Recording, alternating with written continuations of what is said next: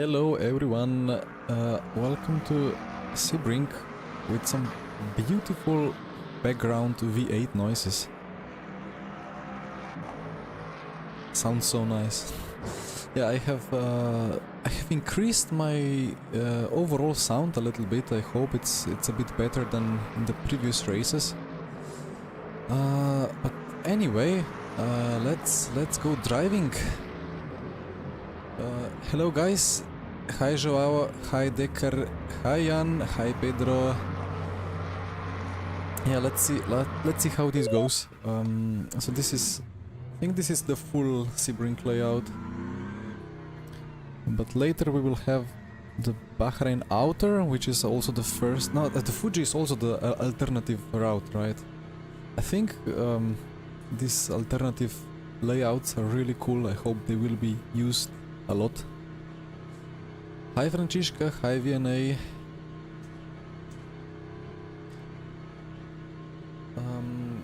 Have I recovered from eye rain?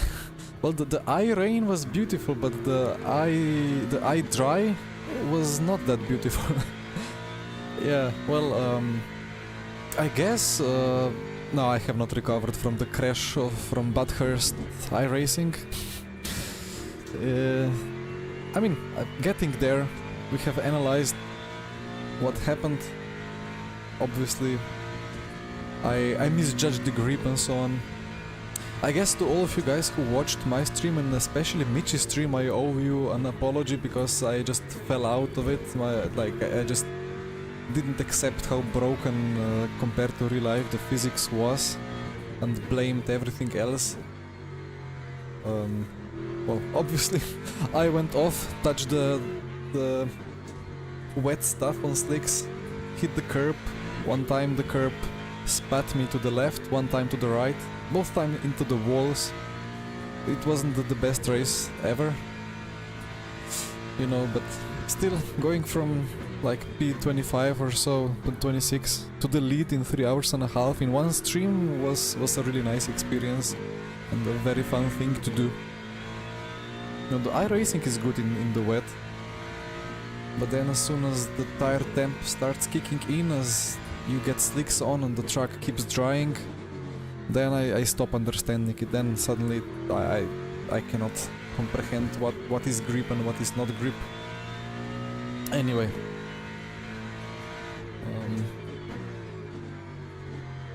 yeah, there was.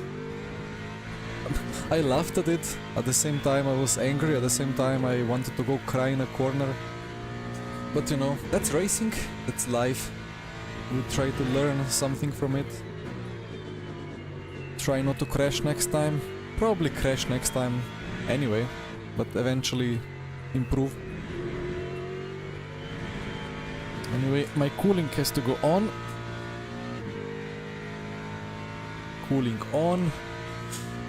I think we have... No, we don't have tire warmers around here.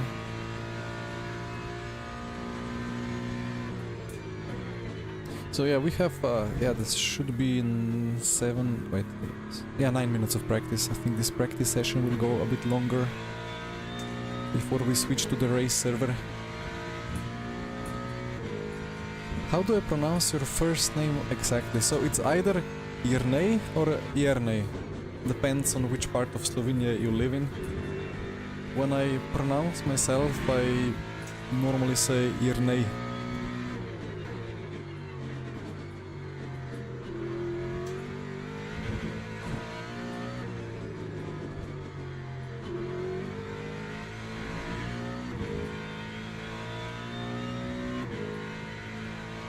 No blue LEDs on the wheel, oh no! That's a very good point, you know. Let's not crash into somebody, but that's important. Devices, LEDs, that's orange. Do you have time? No, I don't have time to make presets now. I guess if I take this one and turn on the headlights, now it's kind of blue and white and a bit of red. That's acceptable. There are only like 4 in SimHub there is this static button lighting preset, and there is like only 4 of those here, but I guess I could... I don't think I can make more of them, like, not sure if it's visible enough, but like there are these 4 and I just click around, but it would be nice if I could add more. Anyway, now the FFB is dead, now it's back. America preset, yeah.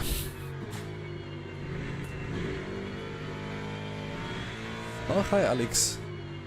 I'm alright. I'm happy to be driving these new cars. The Mustang feels really good.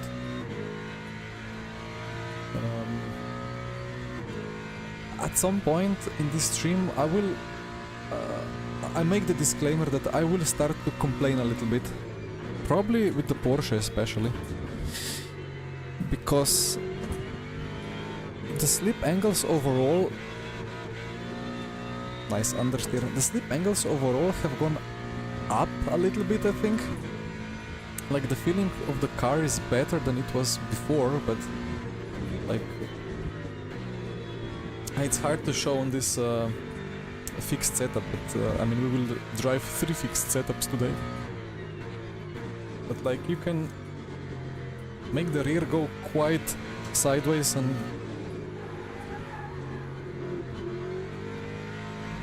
this was too sideways, but I was driving this car a lot at Spa yesterday, trying to make a setup, and I figured out in the end that yeah, you can lose the rear significantly, but as long as you hit the apex, it's not gonna be slower. So in that aspect, the rear is kind of maybe slightly closer to what R Factor 2 was, but the front is a lot more constrained. So I guess overall the feeling of the car is really nice, but when you start trying to find every last tenth through the setup and through driving, it's still not what it should be, but there is still some time until it goes into V 1.0, right? Yeah, I mean overall the feeling is good.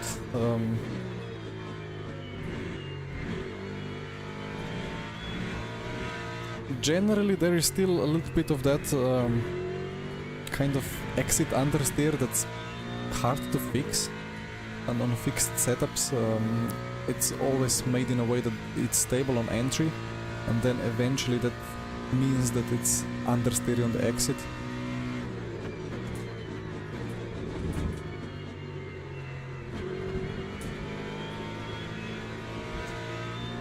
But I have driven yesterday a lot of Sebring in McLaren in R Factor 2, because we have 8 hours, or actually 1000 miles of Sebring on Saturday in the Virtual Endurance Championship.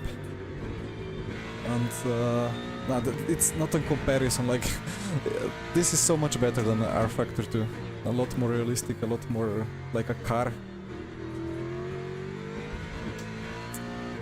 But it's still not...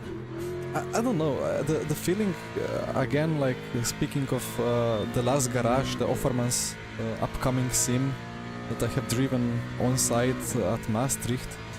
With that car you just got the feeling, yeah, that's exactly how I saw race cars on YouTube behave in the corners. Here, sometimes in LMU I get a glimpse of that, which I never do get in any other sim, so that's already a big step forward. I don't know, like, sometime... Copy. Do you have the rear wing? I have a bug. I turned on the speedo, like, here, in this place there should be the speedo with damage being added and displayed with the new update. But it doesn't work. It worked for the first time when I turned it on, but now it doesn't show anymore. I'm just checking if I have some damage. Is damage off here? That was quite a hit from behind. Anyway, I'm just gonna return to garage.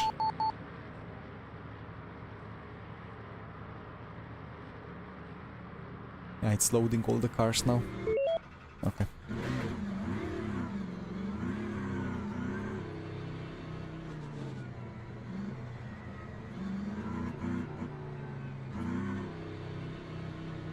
Yeah, I mean, I guess I kind of explained what I learned about the new tires till now. I don't know, the front feels too weak compared to the rear. Always.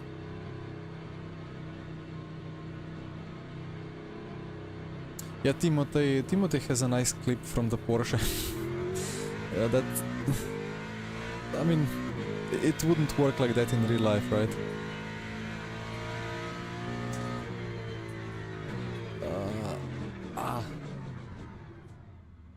Thank you for the feedback, VNA. Let me try to move that. Where is my... Ah, it's locked. So tiny pedal overlay, lock overlay.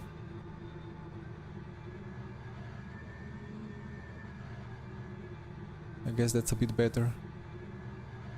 I don't know, like stuff moved around a little bit at some point.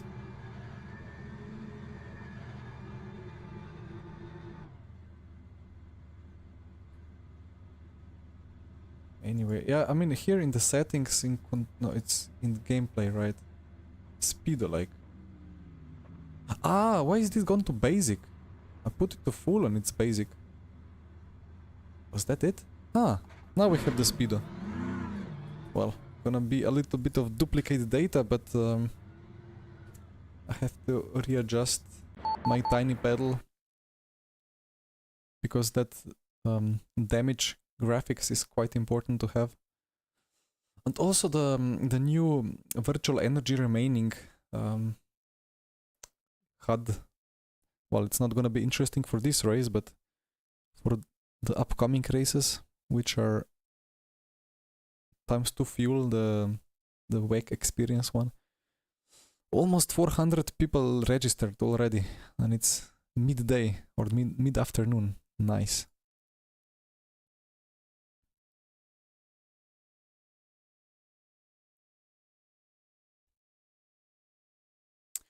What's the 8.6 millimoles per liter? That's something very, very beautiful, which Jan Polak here made for, well, for me and potentially for many others who have diabetes and stuff like that, who have to measure the blood sugar. So that's actually my blood glucose at the moment. It's probably gonna go a bit too high, but that's the sacrifice I'm willing to take for the next 2 hours. It's really good that I don't have to check the phone all the time, but it goes into SimHub, the plugin. I will make a video of it one day, because I know that there is quite many sim racers which have, well, even type 1 diabetes, but mostly type 2. For those of you who don't know, type 1 is when the pancreas completely destroys itself, kind of. I mean, it stops producing insulin. And type 2 is from kind of resistance, like from obesity and so on, or from lifestyle.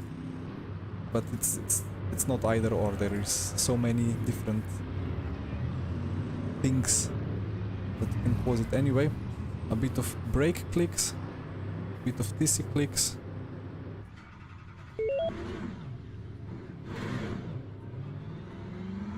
Is my mirror squeezed a little bit? That was a bug from quite a long ago. Sometimes, yeah, it's squeezed together a bit, like the virtual mirror.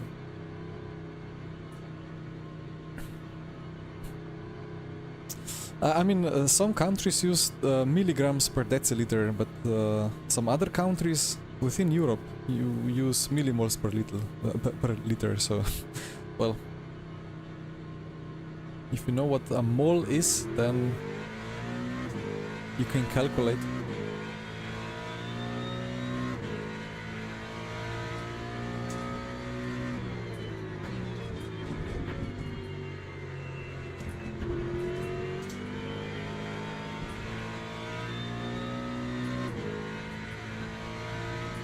Wait, is there there is tire warmers.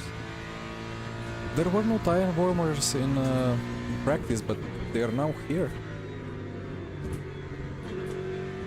I was wondering because I did a lap for a screenshot, or like half a lap or whatever. I did a lap actually, or two, for a screenshot for stream 2 hours ago, and there were tire warmers enabled. It drift like that, you saw, like I lost the rear quite significantly, but the front didn't mind, and I was about to miss apex anyway, and I didn't really miss it any extra.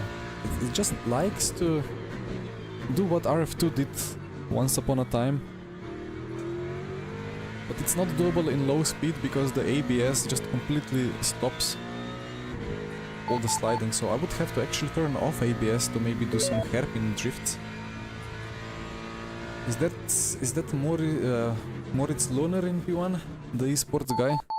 It is. Oof. Gonna be fun.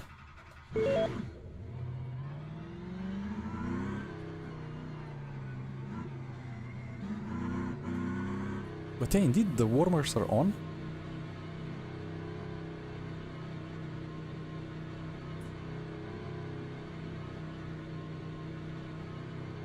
Yeah, mole, I mean, it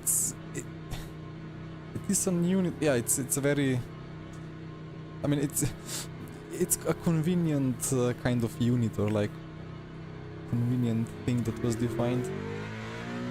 Anyway, I see people are liking the sounds and the tires in the chat in the server, that's nice.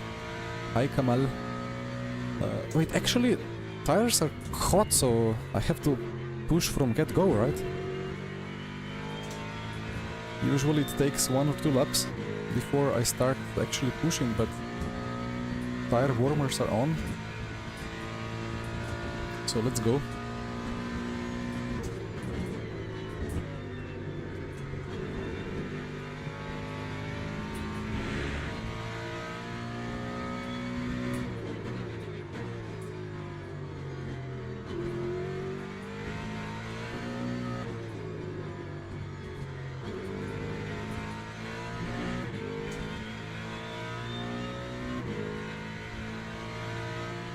It's funny because I have streamed for like 4 hours and a half with these millimoles on Saturday, and I wasn't asked about it at all. I was waiting for the question.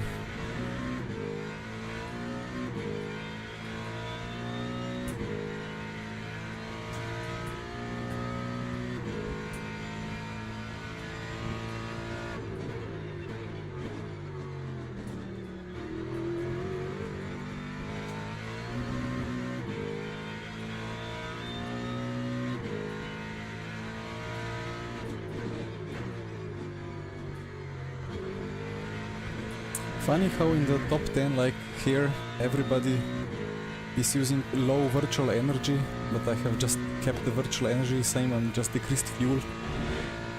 I mean, doesn't make a difference. Until you run out of virtual energy in the middle of quali and get disqualified or penalized. Actually, what happens if you actually... I did run out of virtual energy once. I think I got a drive-through, but then session moves, so it doesn't matter. Or maybe the lap was deleted. I don't remember, really. In these sprint races, yeah, it's just extra complication to mess with the energy and just focus on only fuel. Good afternoon, Mario. Hi, Crazy. I don't have an insulin pump. I have the pen.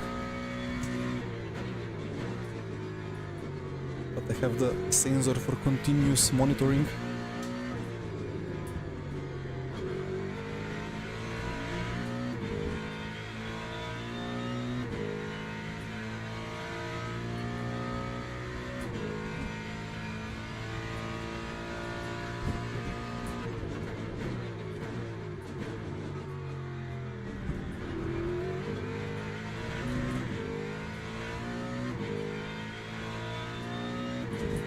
Well, Mr. Lohner is quick.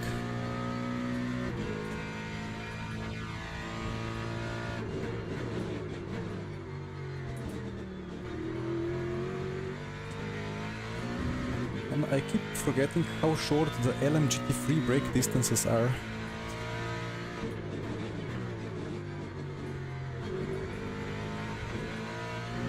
Because the cars are kind of slow. But the brakes are good.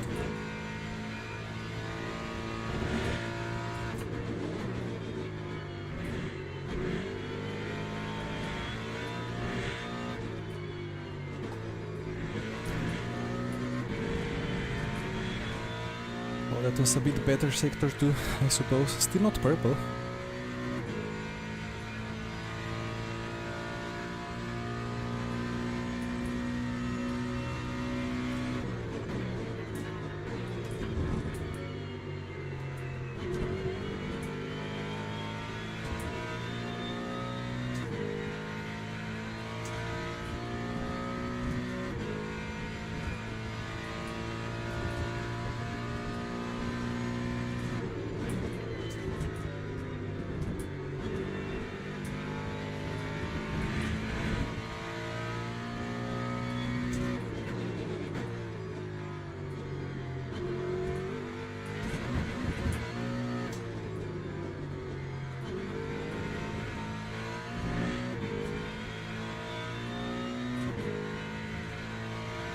This fixed setup is really good actually.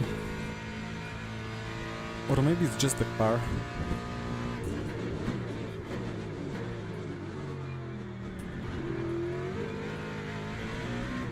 So nicely drivable.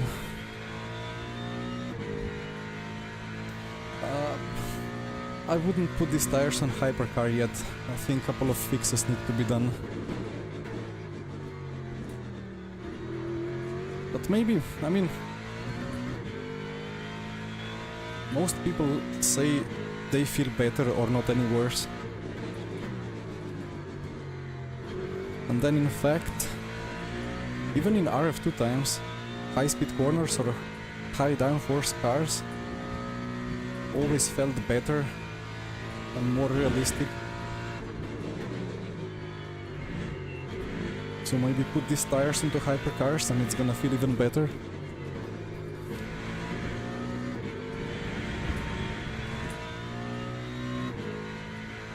But I've only really properly tested the Mustang for now, so...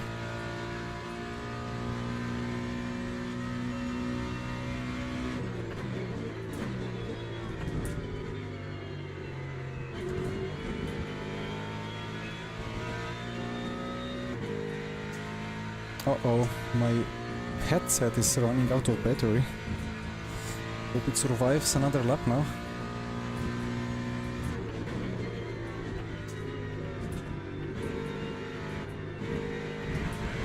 Is that gonna be... not a cut? Okay.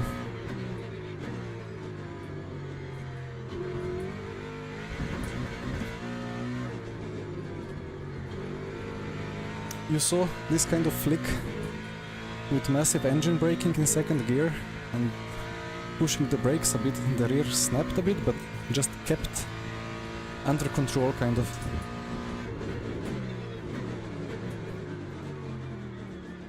But I cannot really abuse it in low speed where it was the most prominent in R Factor 2.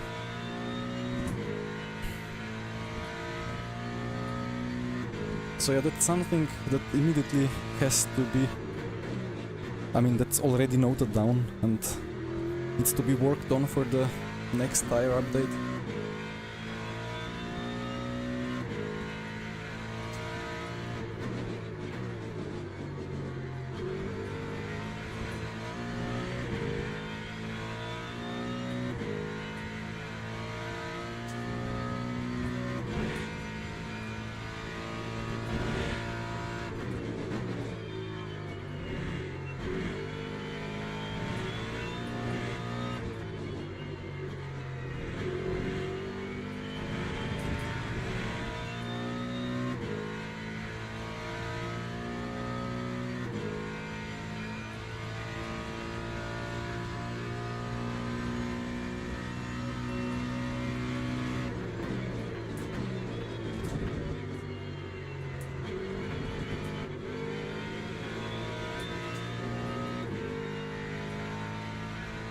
Not an improvement, because I messed up turn 1. What is Mr. Lunar doing? Improving, but not enough. Okay, well. Seems like it's a good tire update, right? I'm quick, I like it. So, before my headset dies...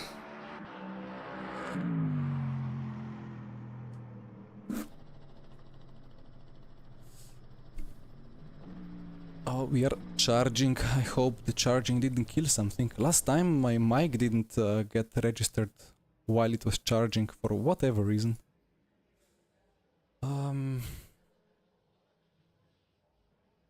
So, what was it? 20 minutes? Just above 2 minutes per lap, so that's 10 laps. And it's like 3.5-ish. I'm gonna take 36. Yeah, I think the max pedal force has to be reduced a bit. I cannot really ever use max because it's just gonna go ABSing like crazy and the tire temp is gonna go up. I saw that the rears are locking a lot under ABS with brake bias to the rear, so it's quite interesting that I had to keep moving it forward. But I think it was 51.0 for now, and oh, ABS, I don't know what to do with it. Everything kind of feels the same. And anyway, have to avoid ABSing anyway, so... Well...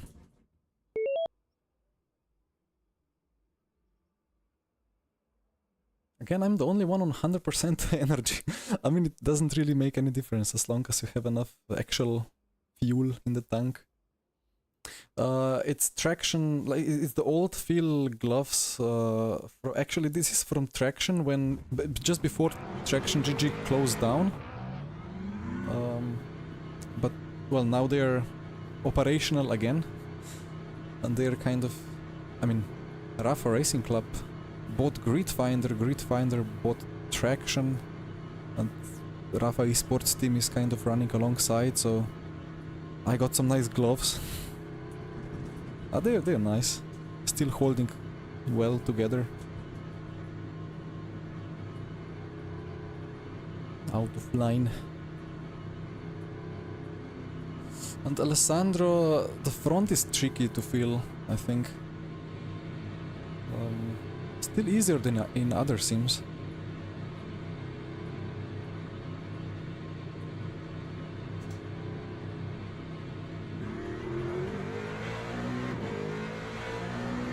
And we are racing the Mustangs.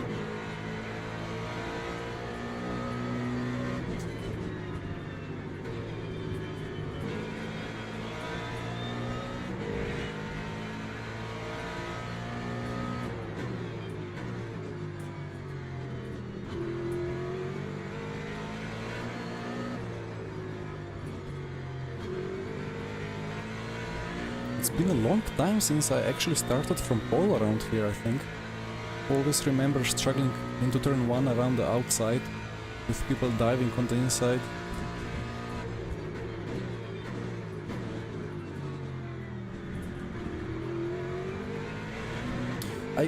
I keep having that iRacing muscle memory now on the brakes. Like, if you watch my braking trace here, I will show you now what I kind of keep doing. The slow increase on the brake. That's the iRacing GT3 way to drive. And I am trying hard to unlearn it.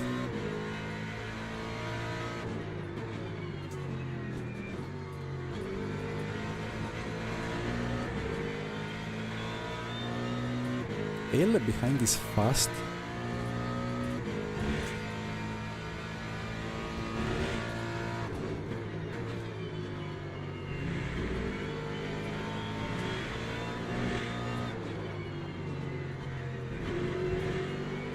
Actually, slipstream has been increased with a patch some weeks ago, so I have to be careful.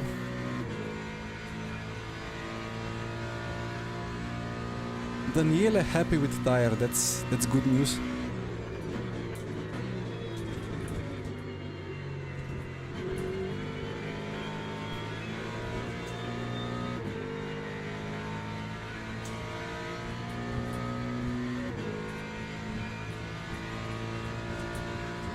somehow I don't know, I cannot really specify the differences from the old tire to this tire. I mean, I have not driven Mustang on the old tires, so I would have to drive maybe the BMW or the McLaren to get actually a better comparison, but to me it doesn't really drive that differently, maybe.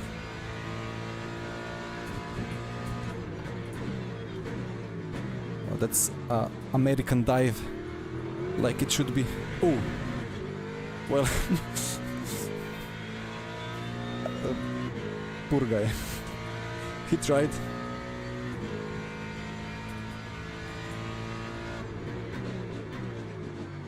I appreciated his effort to make a dive. Don't think we touched, he just lost it on traction, right?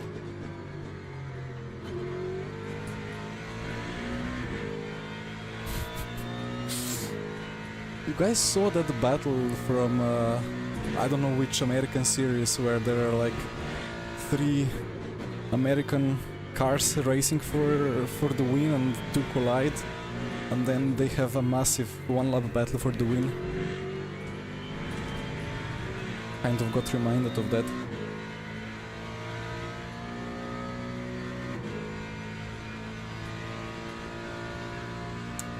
Tobias, so when you are decreasing the max brake pressure in the setup, come on, not enough rotation done on the brakes. When you decrease the max pressure in the setup, all that you do is just cut off the brakes sooner. I mean, it actually, well, I mean, you make them weaker because now if you go from 100% to 90%, then it kind of scales onto your pedal. So if you had to press 40 kilos for 100% before, wait, no, actually, no, it actually makes your input, wait, no, what am I talking now? Yeah, like 0 is 0, and at 40 kilograms input, if you had 100% before, now we have 90% if 40 kilograms is your max, right? So you're just scaling the input a bit. But it's a tricky question because it's unrealistic. Like in real life, you don't have a maximum pressure. It's just, I mean, maximum pressure is when all the 4 tires are locked, or where the brake pedal breaks under your foot, or when a brake line explodes or whatever.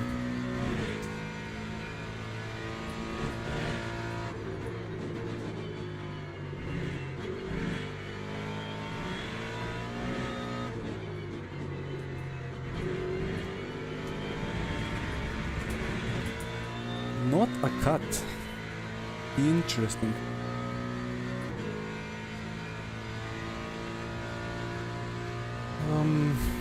Well, so how is Mustang so far? It's nice. I just there is still this underlying exit understeer problem. I don't know. It feels like back from RF2 days that all the GTs have too much squat and too much dive. But well, Studio 397 is slowly but surely getting more and more data from real-life teams. So eventually they can actually make it as realistic as possible. I mean, some cars are like that, right? I noticed in Motec that this Mustang actually has a lot of roll in the corners, even though it doesn't really seems like when you're driving it. So I did gain quite a lot of responsiveness from increasing the anti-roll bars.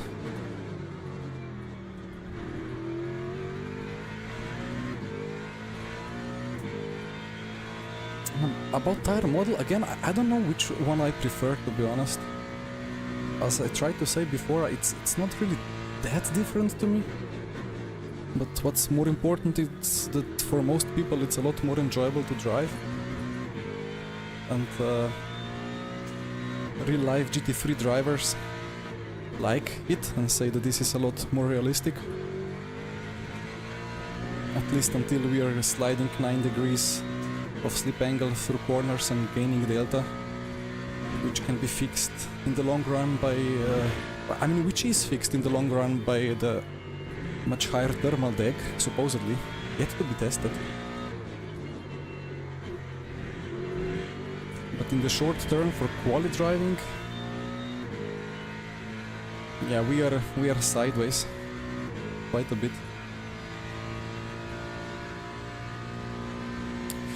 Brake by wire. I mean, it's a really nice thing to have, right? To have max brake pressure. Just filters out too heavy inputs. If the tire or the car cannot actually take that much of pressure, if it's gonna lock up, then you just electronically limit it, right? And it makes sense that brake-by-wire cars would have some systems like that.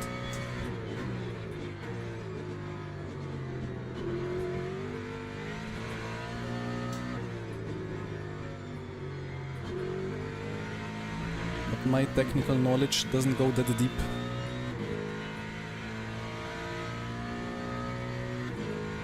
It's simply the tire that's producing some acceleration even when sideways, yeah.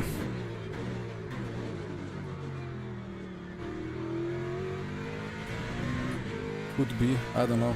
It's just to me it feels like the front is still a little bit too weak, or like the front is how it's probably should be. But the rear has too little longitudinal grip, so you have wheel spin too easily potentially. Especially noticeable with cars like Toyota hypercar, which feels like the rears are taken from some junkyard when you're exiting a corner. But laterally there is too much support. Yeah, you start sliding, you maybe lose 2% of grip, but you gain a lot of rotation because the tire just keeps going. But it does produce temperature, so they said that the thermal deck has been increased.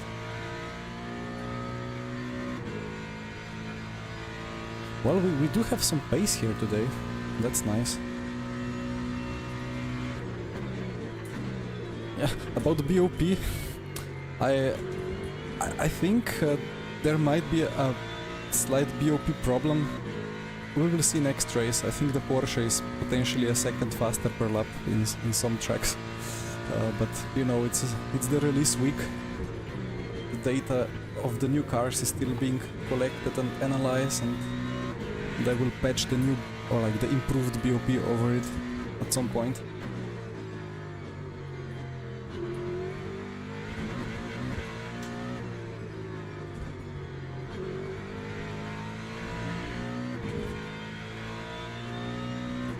I mean, thank you, Yo-Yo. I mean, I like to think I always have pace, even though quite sometimes it's hiding somewhere.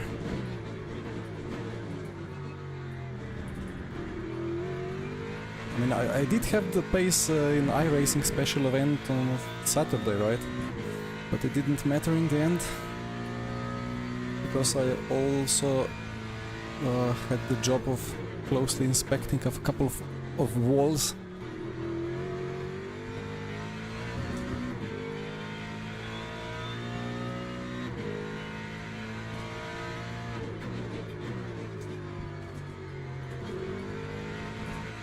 But this is a really nice experience, I think. The only thing that it would need would be probably a bit more rear backers. This car has actually quite soft backers, so if you're checking the setup, if you add backers, it's just gonna be slightly stiffer. It's not like you're hitting a rock, which is the case on many hypercars and LMP2 especially. So here add a little bit of rear left backer and it will help with the exit of last corner. But I mean, if the rotation is done at this point already, it's fine. Yeah, maybe I would be able to keep the power down, the foot down, but that wall was getting closer. Shark sandwich. Exactly, we are monitoring a lot of stuff. The sim hub is really brilliant. And again, thank you to Jan Polak.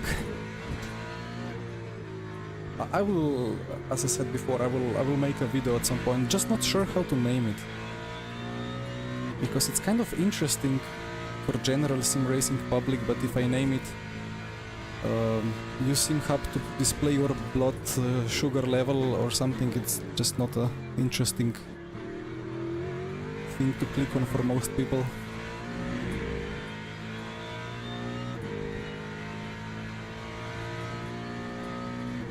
The Borg surprisingly low on traction. I'm surprised to read that. I mean, we will see next race.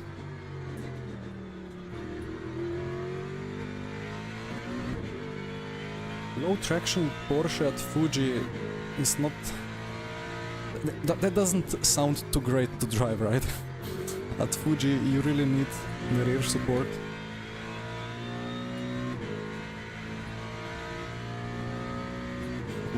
One more thing I noticed with these tires is that it seems like that the axle where the engine is mounted just gets significantly more temperature. I think I watched, what was it Sim Racing 604? No.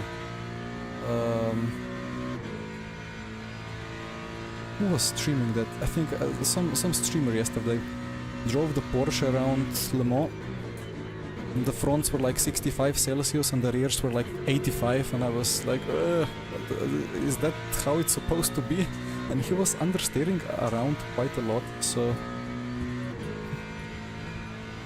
And with the Mustang as well, I think the front is always a bit hotter than the rear, even though you kind of try to get the rear to rotate around the front. But the difference around this track is quite minimal. This car eats the curbs really well. When I drove it at Spa, you know, Le Comp, like turn 4, 5, 6 or whatever it's counted, that exit curb is in most cars useless. If you touch it, you're gonna shorten your corner, but it's just gonna bounce you off into understeer or make the rear snap. But with this car you actually take it, it's really interesting. Long time since it was this useful. Actually, let me try the curb now. This tiny little curb in the next corner, if I can target it.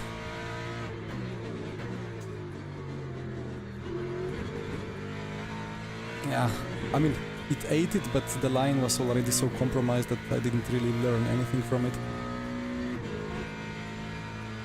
It just seems to be handling the curbs really well.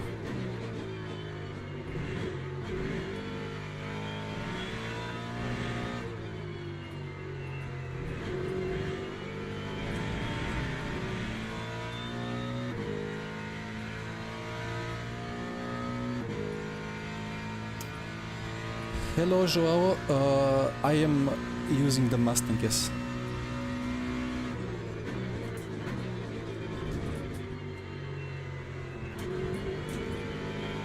Yeah, I realized that the name Joao is one of the most used in Portugal and in those places. Probably similar like Janez in Slovenia. I mean, it's the same name, right?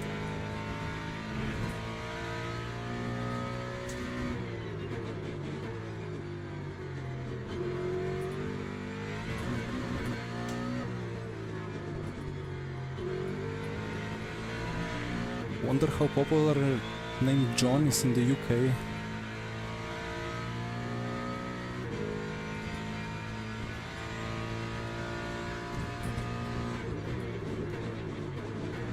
Yeah, I've had a teammate well, long ago in ACR, and then at Burst Esport.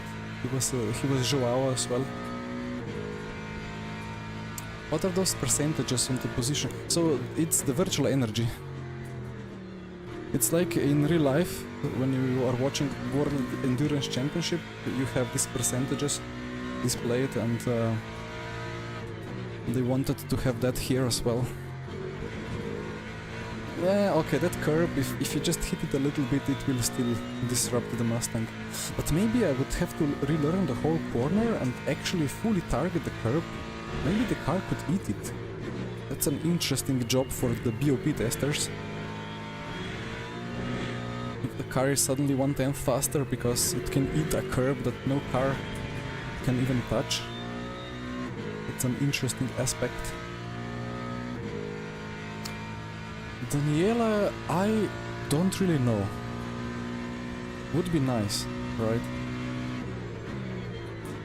I mean, wait, virtual end, it was always... Ah, yeah, okay, no. You couldn't really measure or like log it. It could be displayed with tiny pedal, but not logged in Motec, right? I know that they were working hard on producing some improvements so extra stuff could get logged, but I would have to ask, I don't know, Devin or somebody.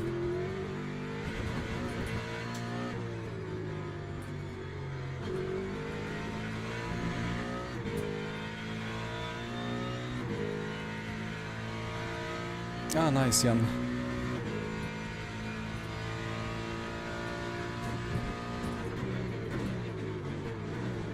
Yeah, I suppose that Tiny Pedal Overlay will have received soon an update.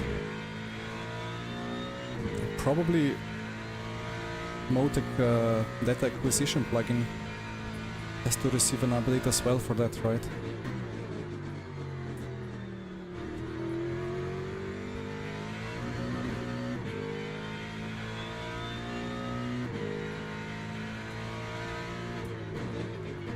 This is a weird race.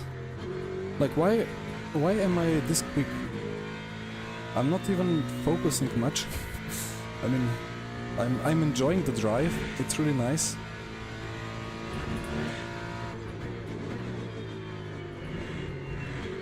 But some fast guys behind are struggling to keep the pace.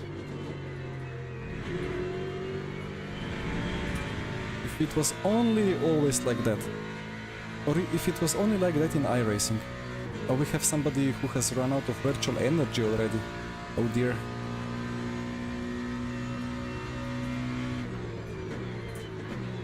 Yeah, that's why it's better to just adjust fuel for the sprint races. And now the rotation out of the corner was nice. I don't know, sometimes it just rotates well on the exit, but often it doesn't. Anyway, across the line. First race with the Mustang is a success. I love this car. It's so good. It feels so good to have engine on the front.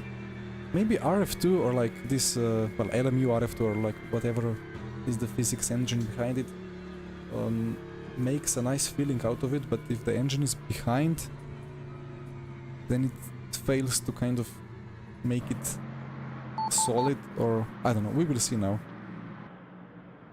In 8 minutes at Fuji. Only three McLarens. Well, I don't think there is any... Oh, there is a replay to be watched.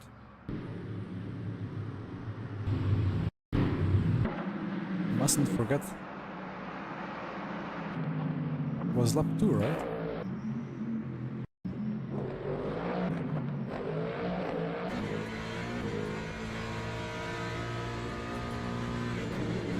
Did I break that early? I broke too early. Yeah, then again, look, the rear is so, like, laterally, it's so forgiving. You can really slide it in some corners at high speeds as well, like corners like Pujon at Spa, that very fast left-hander. You can just use the rear to move it around, to rotate. But when you try to put the power down, even for a fast, seemingly skilled driver, without heavy TC intervention, it just spins up. Well, maybe the power band of the Mustang helps with that as well. Probably plenty of power at low RPM.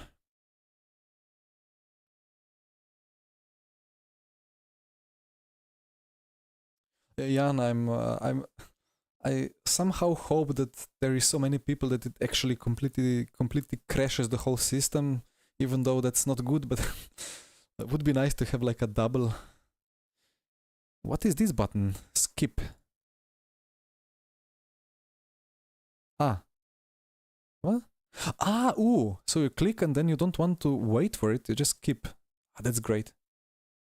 And then you click online. Yeah.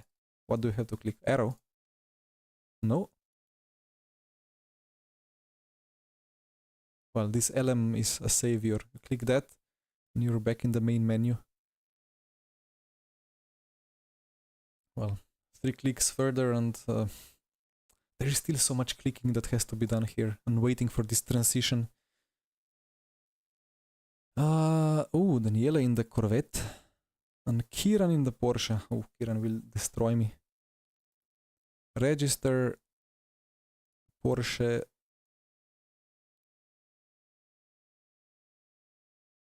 Let's take this one. So we have 5 minutes of practice. No server is empty. RIP. Gonna take a bit longer to load. Yeah.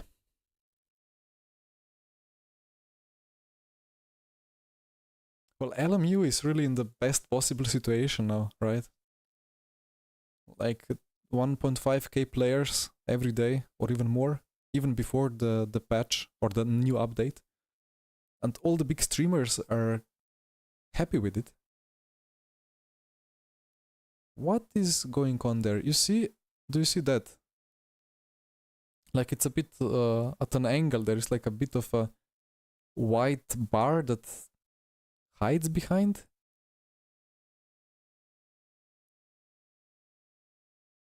Are the practice servers full?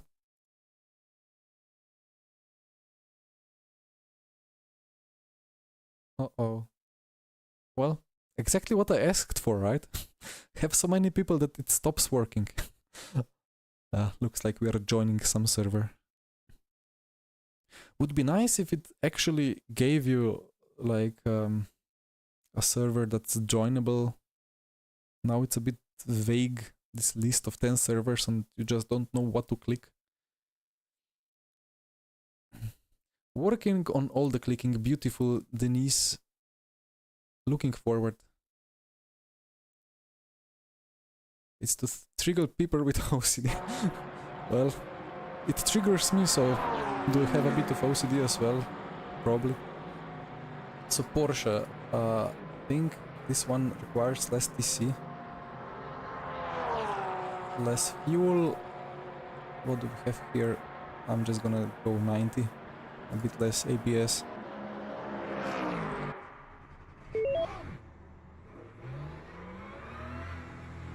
Tire warmers as well. Let me move this a bit. Want to see more of the track. I still get that little freeze sometimes when you move the camera in the cockpit. It kind of freezes momentarily.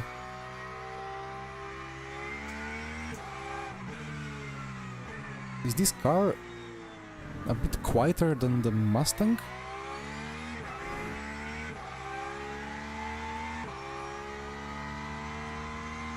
Maybe.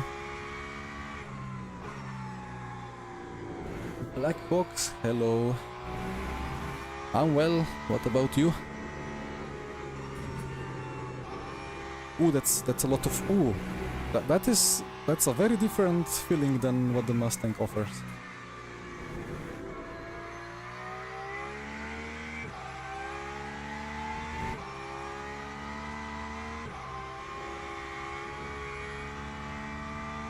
Okay, my brain needs to calibrate.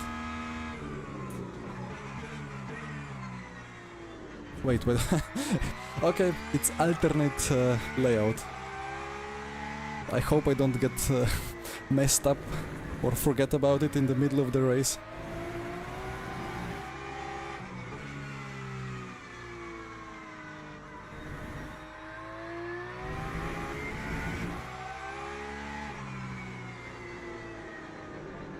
Okay, that's a very interesting fixed setup.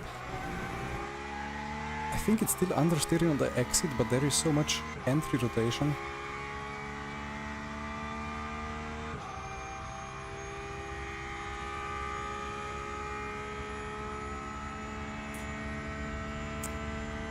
Oscar, yeah, I'm still at least paying some attention, right? Wasn't far to the wall though.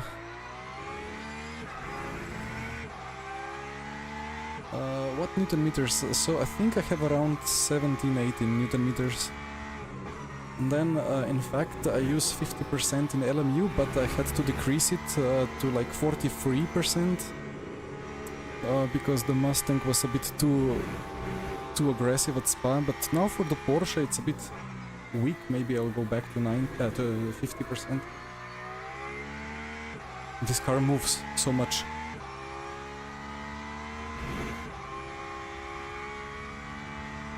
Like the rear is constantly trying to do something. How to take... This is actually a fast corner. I don't think I have ever raced this layout, to be honest.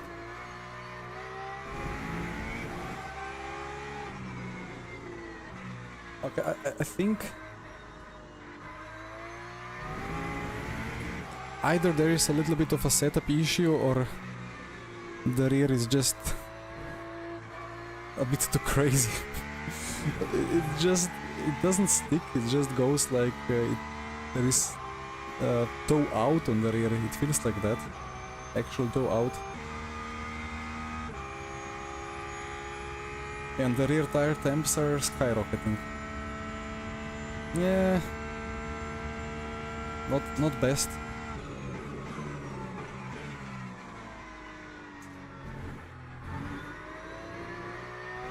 So probably I will need to monitor that, and it's a sprint race though. Not enough time for thermal deck properly kick in.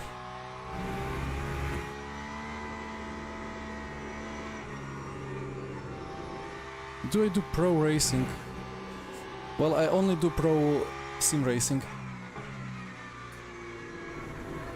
There is not really an easy or like a straightforward way, or any way actually, to go racing in Slovenia.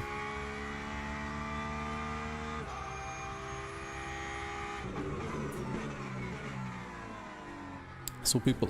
Again! Come on, brain! Okay, have to switch the server.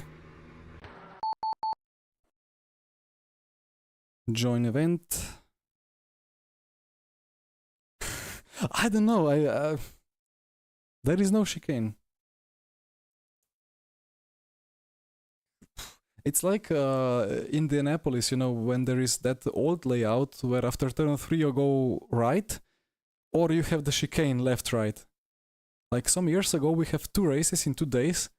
I think it was like GT Pro and then Formula Sim Racing, and then one series had the chicane and one series had the corner into the other side, and it was difficult to focus enough to choose the correct way to go. But we had enough practice, so it was not that difficult. But here well, I hope I don't mess it up. If I do mess it up, I guess it's gonna be a clip. Oh, my millimoles are going up. Oh dear. Not up enough for me to go for insulin yet.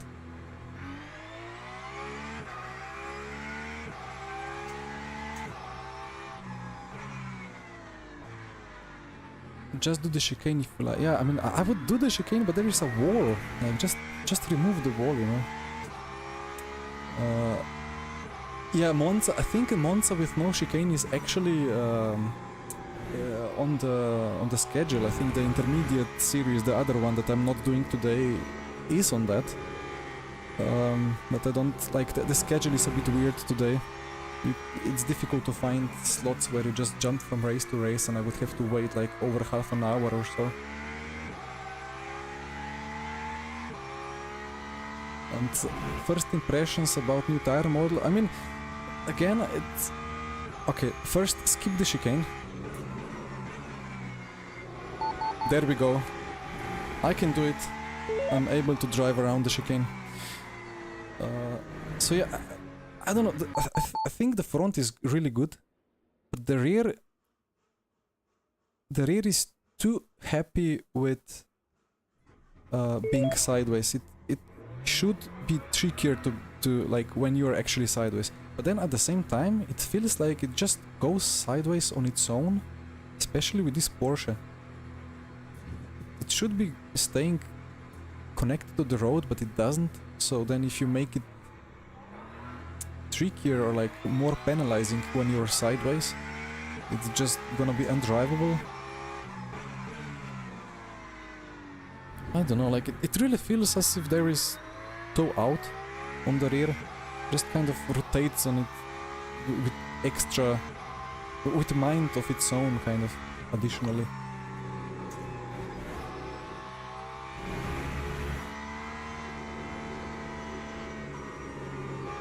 Also, there's a lot of this lift-off oversteer with the Porsche.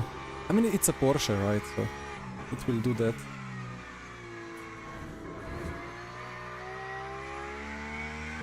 It's funny because switching from Mustang to Porsche almost feels like switching from Le Mans Ultimate to iRacing. Suddenly the whole steering is just completely vague. I mean, it's not really vague here with the Porsche, it's just like the relative difference. With the Mustang you really have that weight in hands.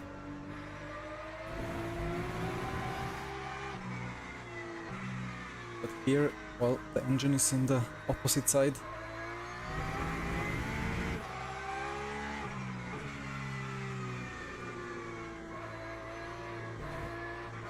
So much understeer.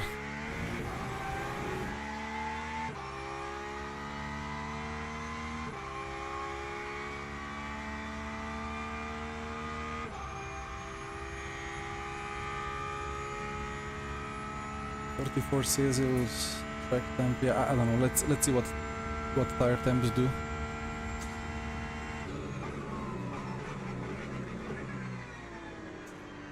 Too much ABS. Or well, ABS was fine. Too much brake input.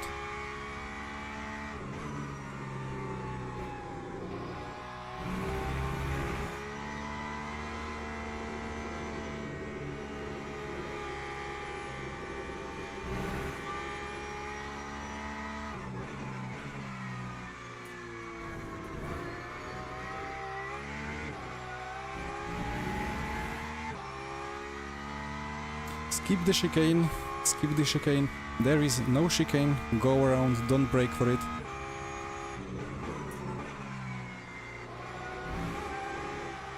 Nice. I will learn.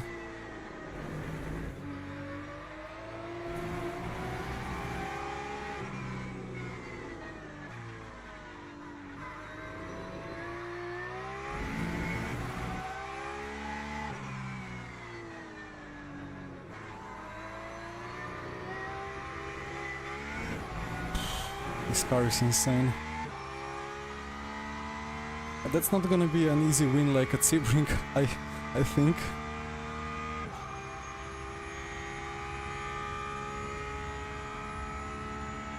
One second of Fabio and Kiran.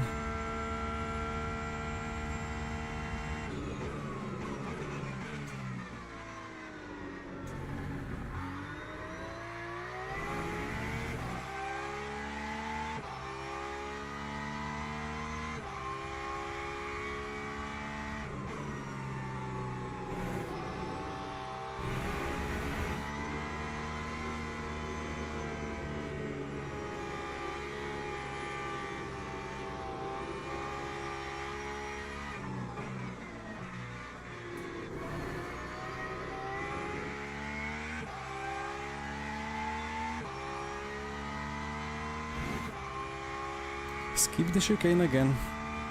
Have to keep talking it to myself.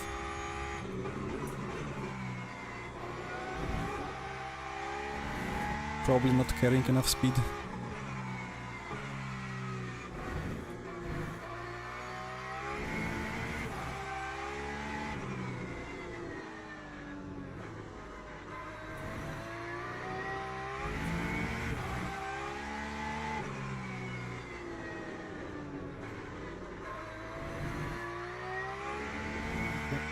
How to drive this car?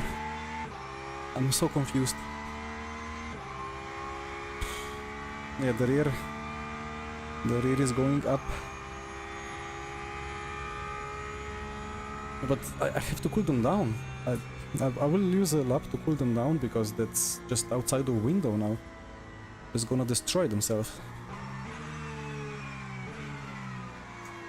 Well, we have a bit of time to do a slow lap.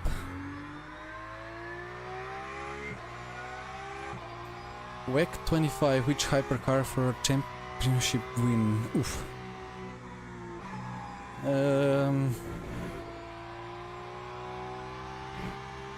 I want to say the Cadillac. I mean, I have not really followed the 24 season much, but they seem to have a lot of pace in many races. But they kept making crashes and silly mistakes.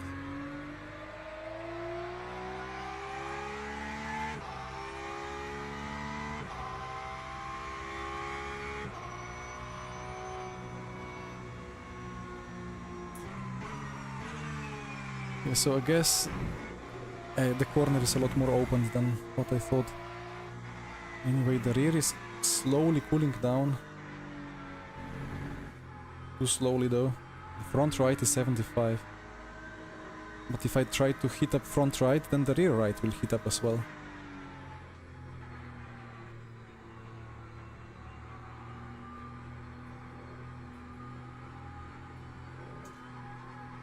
Feels like this car is missing something, like there has to be some patch or something. It's a bit too crazy.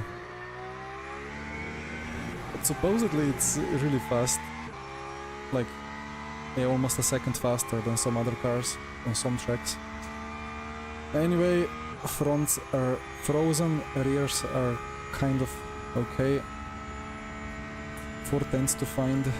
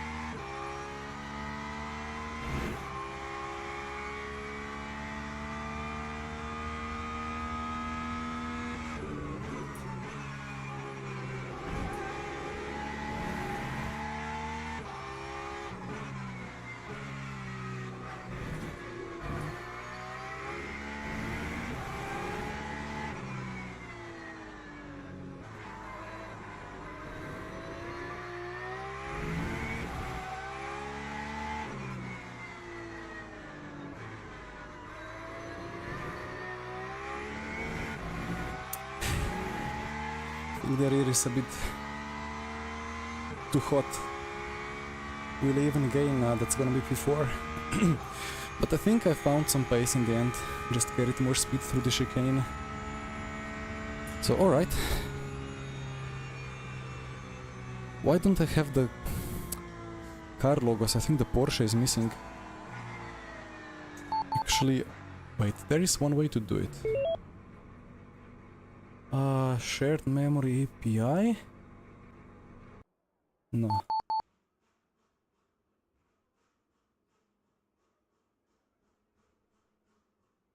Where is it? Nah, no time now. Actually, my millimoles are going up too much, so let me quickly do the little bit of insulin thingy.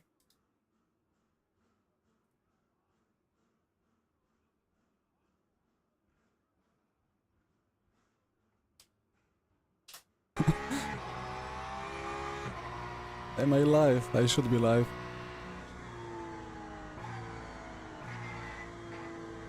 Tell me I'm live.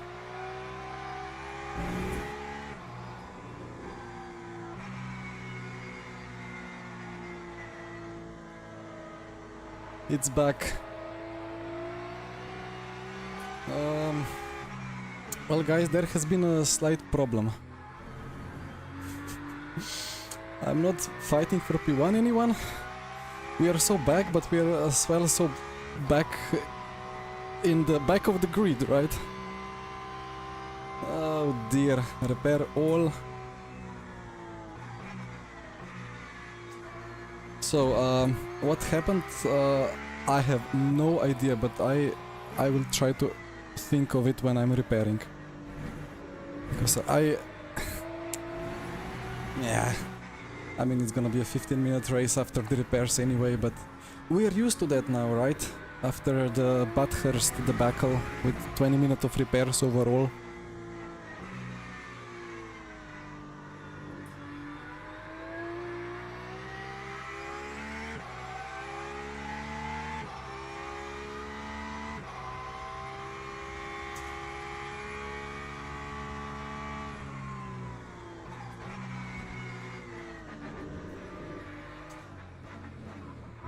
Right, where is the pit box? There it is. Right, so what I think happened was that I am the biggest pro streamer in the world, so I know where exactly all my Stream Deck buttons are. Only 63 seconds. Isn't that beautiful? I have 2 pages. Like I was in the car page where I have the seat adjustments on my Stream Deck, and then I went out of it. But I think I pressed it twice or something, because on the same button I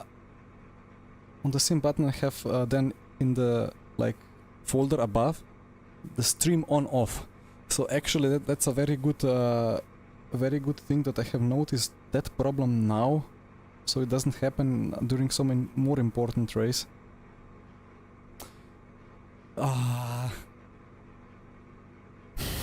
Sorry guys. We are crashing quite a lot lately. I was trying to relaunch the stream, but OBS was freezing like crazy. And when it froze, the race went green. And when the race went green, I had my my hand on the mouse clicking, and then pit limiter, and then well, some people behind crashed, and then some people crashed me from the side. So I think at the point where I went, actually I don't know what was the delay when I went live, but when it said that it's live, I was pointing backwards on the start finish straight, going 100 kph reverse with people going 200 in the correct side. So I will check the replay. But well, oops.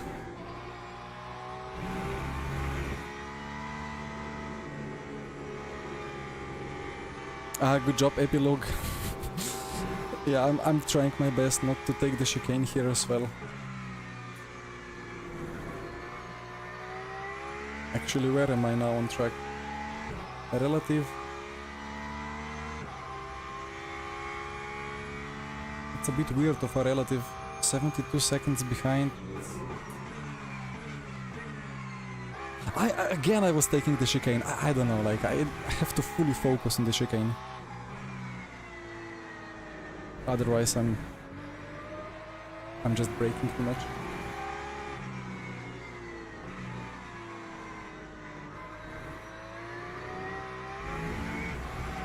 Well, am I a lap down on P17 or what? I think I'm a lap down on the P17 even. Pain.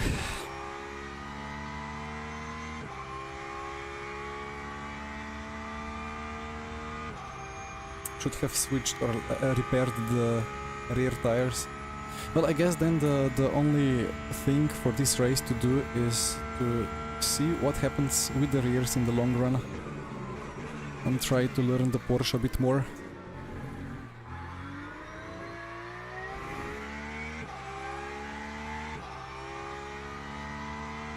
from all the days when OBS or like my Stream Deck error could have happened, it has to happen today, right? I mean, anyway. Better today than during some VMS Pro League race or whatever, or during the 1000 miles of Sebring that we are doing in RF2 on Saturday.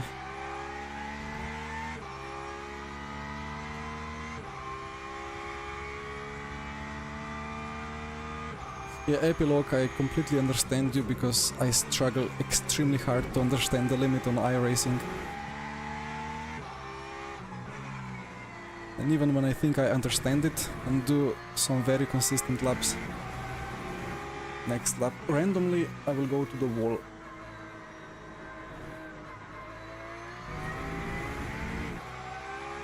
No, I think this Porsche, if you're...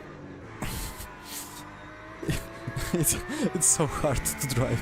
If you go from iRacing to LMU, maybe start with Mustang or BMW, or maybe the McLaren, I don't know.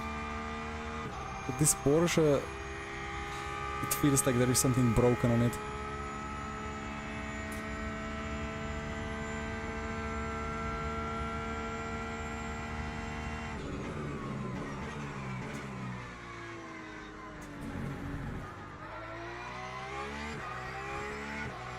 Oh, were we racing together in the daily races on iRacing? I did quite some of those, yes. Actually, I think I did 6. I never crashed on my own in those races, but 4 times of the 6 races I got crashed into.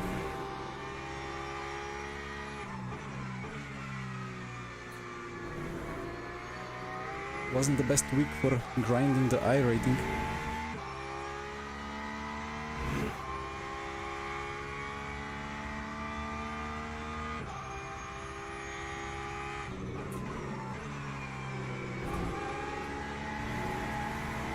Whoopsie. Well, he didn't bin it, so that's nice. I mean, he didn't touch the wall. What does it actually mean to bin it? If you bin it, do you go to the wall or destroy the car, or does spinning off, losing a lot of time count as binning as well? What does this car want from me? It's just crazy lift off oversteer. Would need a lot of coast, like diff coast or engine brake map.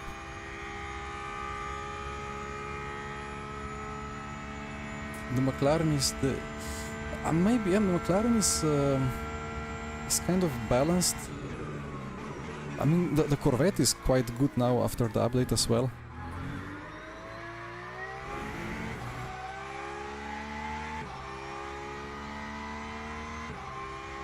Well, I still think that all the sims are struggling a lot to produce a realistic Porsche. Always, like in ACC and in iRacing and in RF2 and here on LMU, it's always just too much of a, I don't know, well, a forklift.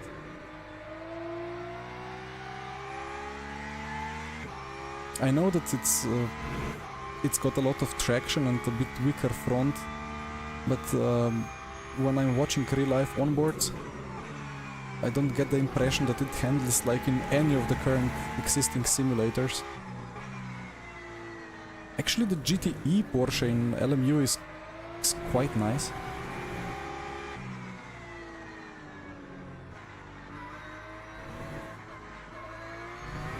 But this one is really difficult.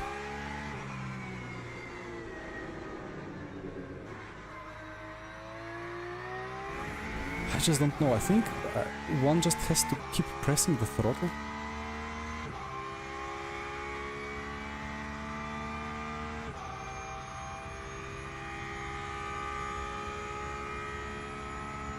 Hi Gergo, yes, it is slightly high. I mean, you know, diabetics which are doing sports usually start the sport or like the exercise with a relatively high value because it can easily drop a lot. And actually, if I keep driving for like 1, 2, 3 hours, well, all the sugar will get burnt off. But I did have a quick snack just before the stream, and I might have eaten just a little bit too much because, you know, if you have too little sugar, then it's impossible to drive and focus, and it can be dangerous. But if it's slightly too high, then it's only problem in 20 years, which is still a big problem, but you know, it's more comfortable to go streaming with slightly higher than slightly lower, but obviously I'm not targeting hyperglycemia.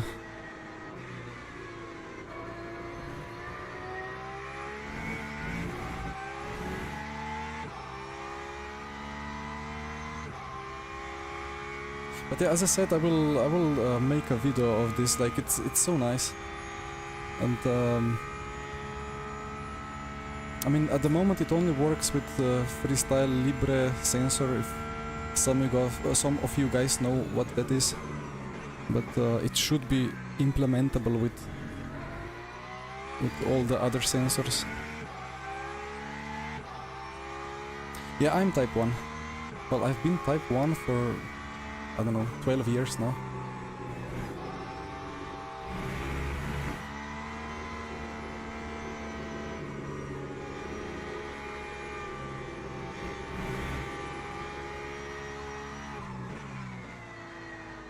Ever since R Factor 2 has been released, right? I think. Yeah, 2013. Wait, RF2 is 2013 as well, right? Or is 2012?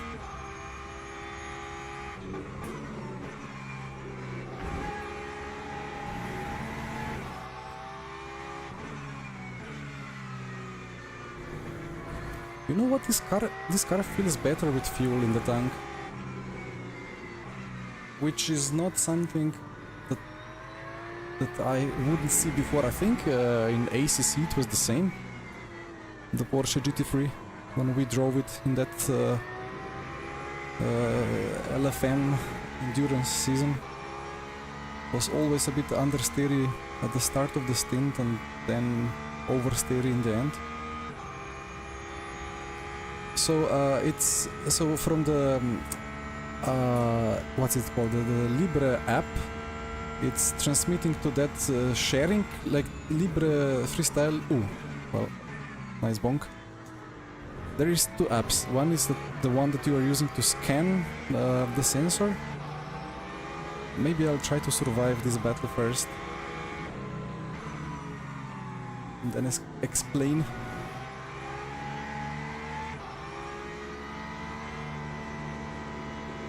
Even though that's not really my battle, that's the battle. Wait, that is actually, that's fourth position. Okay. One extra replay to check. Was that dirty air?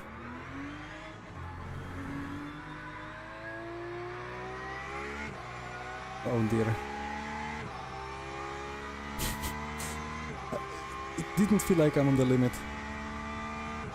Well, gonna check the replay in 5 minutes. Are the tires? Yeah, maybe it's now the tires. Wait, 117. Well, after the spin it's 117, but yeah, if the heat gets saturated, like if the tire is already 105, then any little slide will be quite catastrophic. So I guess that's the explanation.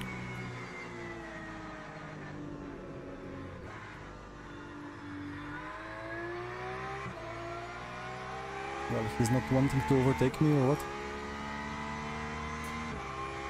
No, Gergo, no problem. I have already distracted myself enough by crashing my stream just before it went green, so then it was not just the stream crashing, it was also a big pile up, so the race is kind of a test session now anyway. So don't worry. But yeah, about the apps, there is this Freestyle Libre app and then there is Libre Link, and you're kind of sending your data to whoever you wish. Like you can have relatives using the Libre Link app, just see your blood glucose, and that goes kind of in the cloud, and from the cloud you can use programming to get it onto the computer, and then you have conveniently this beautiful SimHub software where you can just install the plugin and put it onto any dashboard.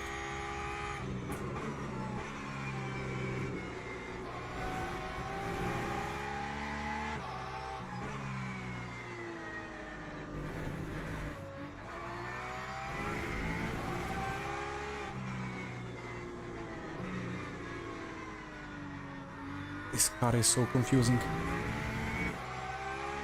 So if I lift,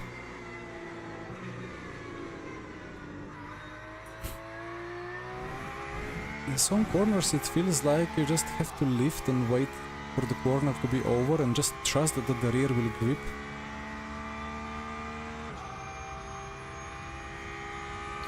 How's the Porsche so far?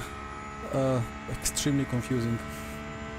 I think it's really broken. I don't know. Maybe it's the default setup that has to be fixed, but something is not right here. Like you see this, like I didn't even turn in, it was just the rear going around. Obviously the rears are now 20 Celsius hotter than fronts, so...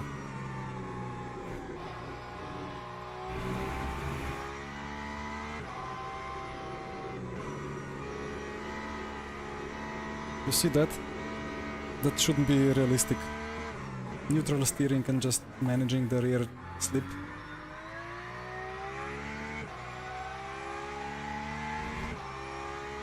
But is that the tire to be blamed? Or is it the car? But yeah, this is fixed setup. This corner, every exit of that corner is opposite lock. Every lap.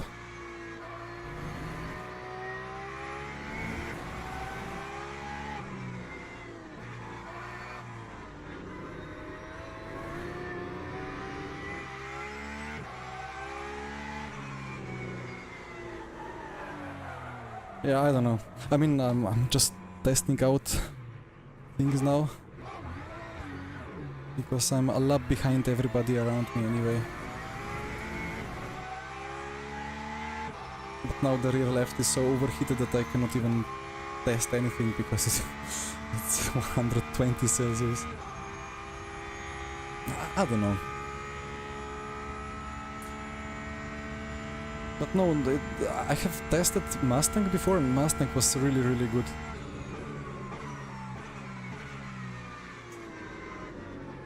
Maybe the Corvette was kind of like that before. But the Corvette is now fixed.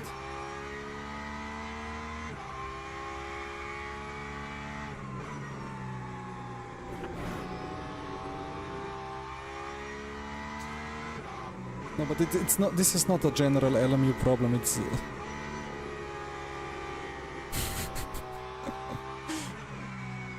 reminds me of those Trans Am cars that we have driven half a year ago.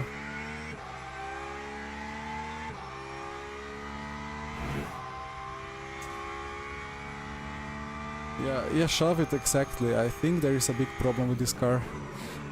Anyway. Yeah, you see, like, I don't turn in, I just brake and the car does it, then I correct it on the exit.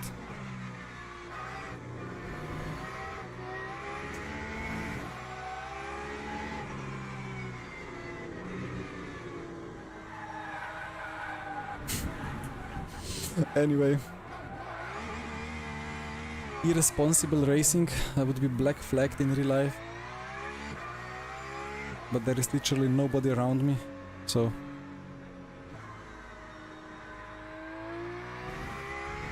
Yeah, we will see how the Aston handles at Bahrain next.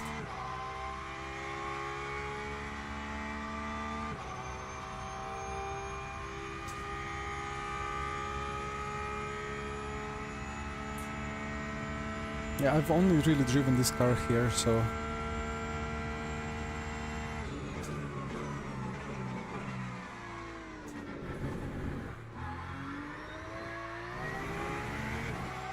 I really didn't expect this balance. especially with how nice the GTE Porsche is. And I would assume that this is just like kind of copy-paste of the GTE Porsche with the appropriate clicks to make it LMU GT3 spec.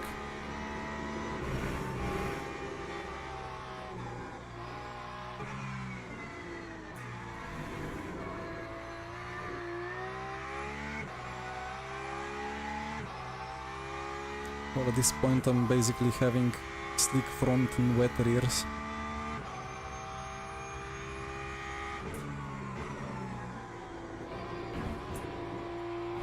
Quite a lot of cutting there is allowed.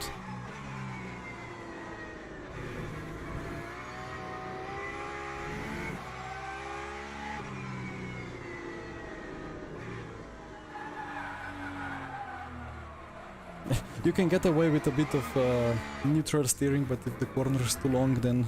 Oh, okay. Now the rear is properly overheated.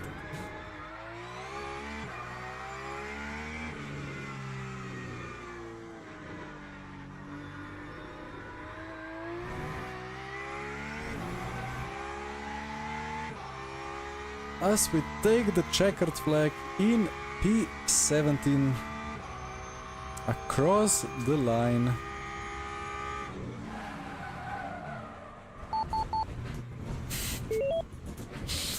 I don't know at which point the OBS turned on and the stream restarted, but let me show you the start. So I'm like looking at the chat. Uh-oh, stream is dead. I'm clicking, OBS freezes. I'm still clicking on the secondary monitor. And then... Green, uh-oh. I cause collision behind. And then I'm still clicking. And then... Suddenly... an Aston comes and... yeah, exactly at this point I saw stream is back live. So I don't know at which point it was actually back live, but...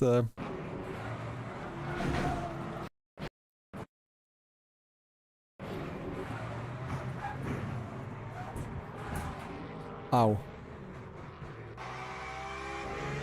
And then I think I've binned it here, right?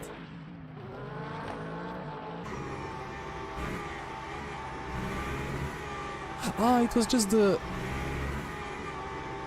It was just the curb. Or whatever this thing is. That's interesting.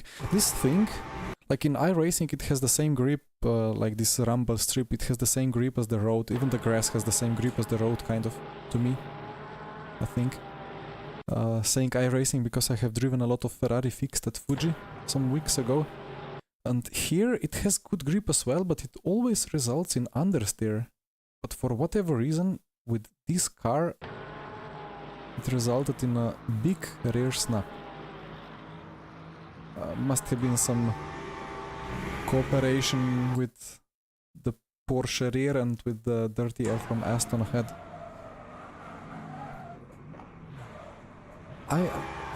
I did hold the brake, kind of. I mean, I spun it around. I heard that the other car is already by, so... I lifted the brake. Anyway. An easy win with Mustang, a terrible defeat with the Porsche.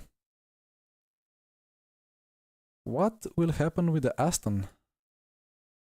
-11. I'm about to fall into split 2 here.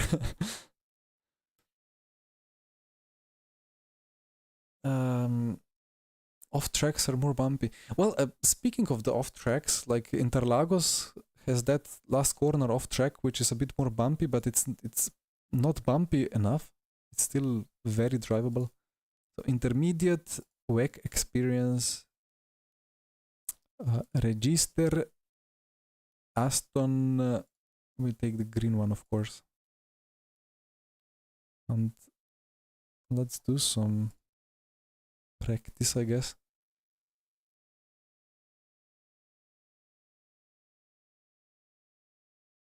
Hi, Nico. Yeah, exactly. You mean that one when I was checking the front of the Mustang, right? Through my windshield of the Porsche.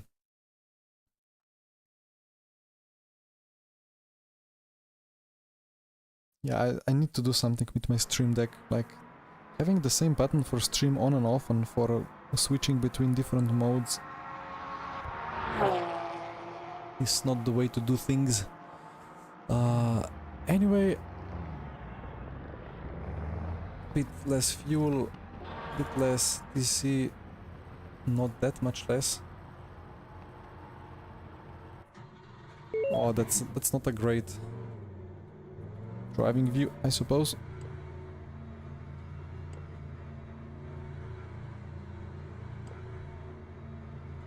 Why is it so far back?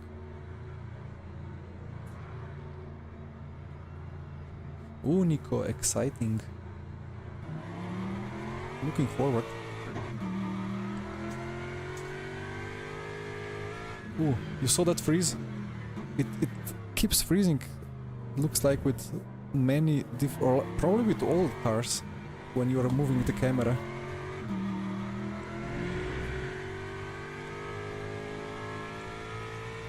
I guess this is a nice position.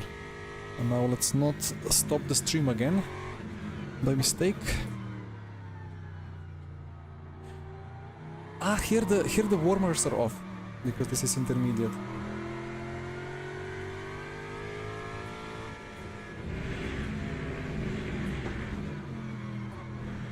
The chicane. Ooh, okay. Yeah, there is a big bump. Last time I properly drove around this track was the Porsche Cup in RF2 for Sim Formula qualifiers. But it's a nice layout. What is that? Ah, the brake markers, of course. These silly brake markers, they always have to be kicked off track.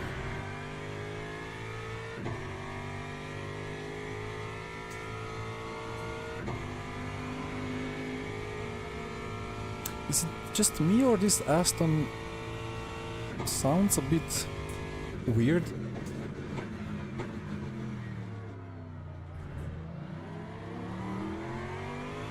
I don't know, it's a bit like dull.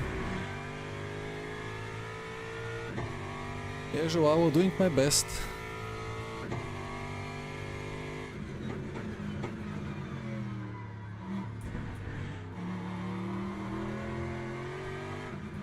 Yeah, the cuts at the chicane are something else. I mean, it's kind of almost like you have a flat surface and just draw white lines and then tell people not to cut. Well, I mean, just stay within the white lines, right? It's so easy. And then you have a little bit of, well, curb is not completely flat, but it's not far.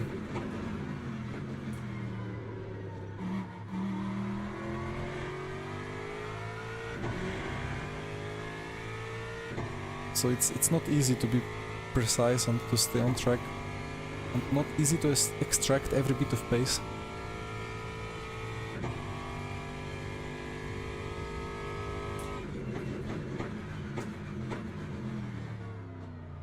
Nico, so even if you had a bit of tire inside, then it's already derived through that. That sounds rough. How many Newton meters is R9?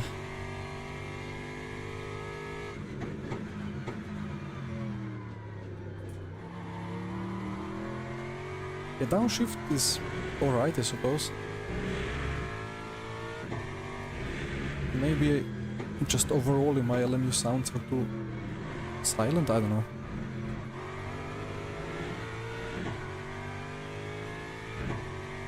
Anyway, it's time to jump different server. And remember that this is fuel times 2, right? Yeah.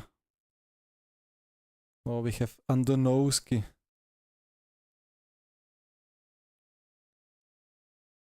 Hi, Kostas.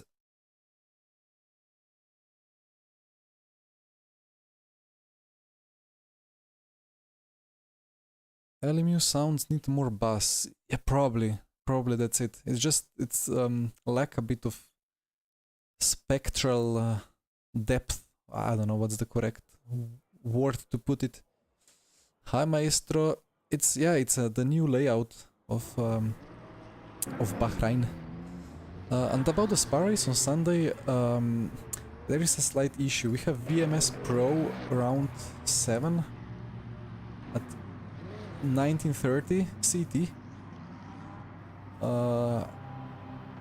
So, well, then you know what the issue is. We are trying to get James and people from VMS to move the quali session for the league race a little bit. So we could do then, I mean, I would love to do the Spa race, but I would do it at 17 CET, like 16 UTC slot, and then jump straight into VMS Pro qualifying.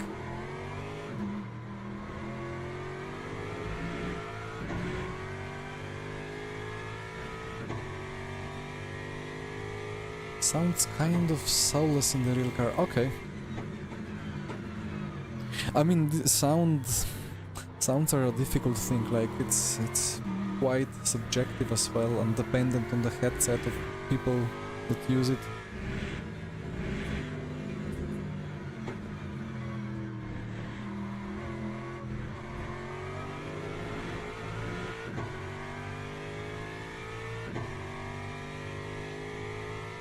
I need to decrease the fuel before we go to qualifying.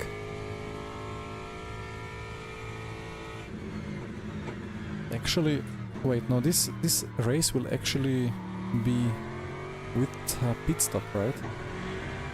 So I need to look closely to the ratio.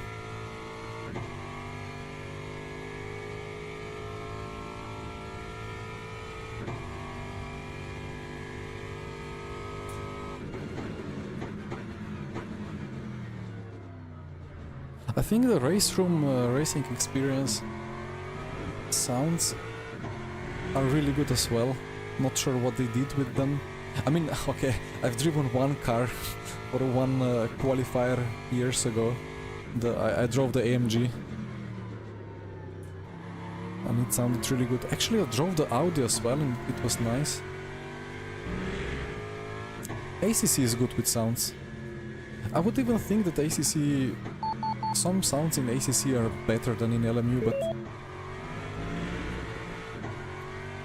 I don't know, at some point... I think overall ACC sounds are better than LMU sounds. Not sure if better, more... You feel more... They make you feel more like you're in the real car.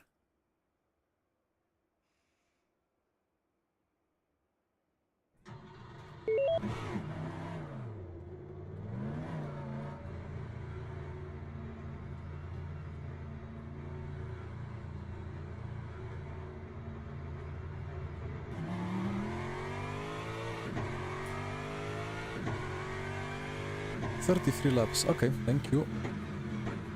So 17%, probably gonna be quite straightforward, or maybe a little bit of lift and coasting. Actually, no, how was it normally, wake experience? Was it just a splash? I will calculate. Well, if it's 5% per lap, then we do 20 laps, but it's a bit less than 5, so I guess 22 laps and then 12 lap splash for the strategy. Now the TC maybe needs to be increased a bit.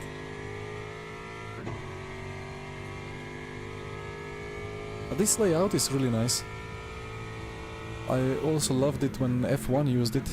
It produced quite a nice race.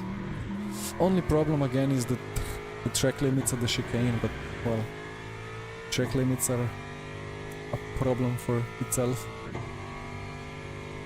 Yeah, ACC sounds more synthetic, but it's kind of more, it's got different, more of different frequencies.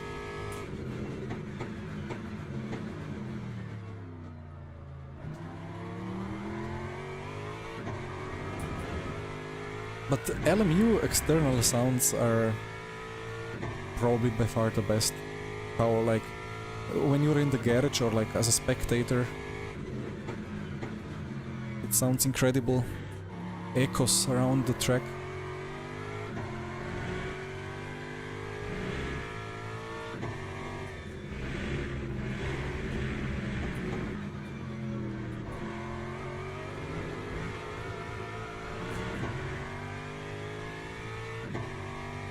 You can kind of cut the second apex of the chicane a bit more, I think. Especially if you have a bit of a slip angle, so the rear stays on track when the front just about doesn't.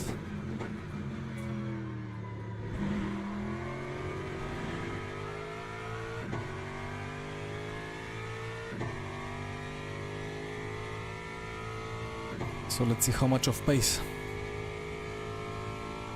Oh, my tiny pedal overlay forgot how to multi-class.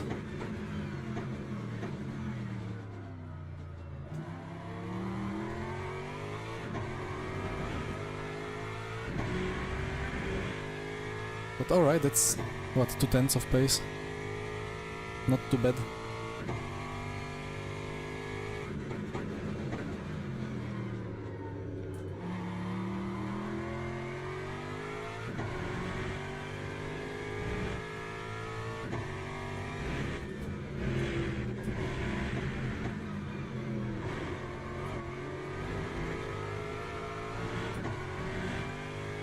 Actually, 2/10 is relatively a lot on a short track like this. Hi Nicholas, yeah, it's a nice update.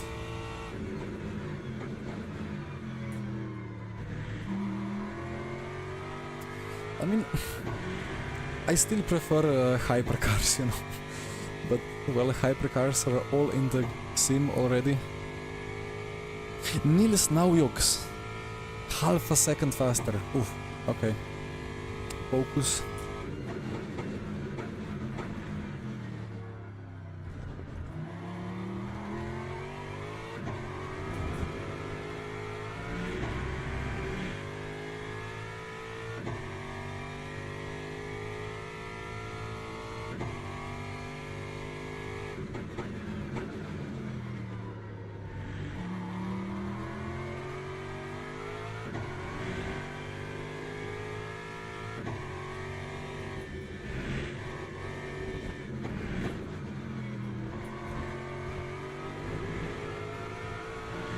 I suppose Niels is streaming.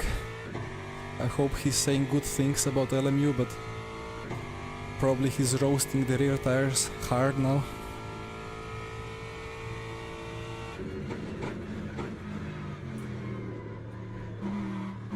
What's that understeer? Oof, that was quite a lot of time lost. Niels is in the Porsche. Oh no.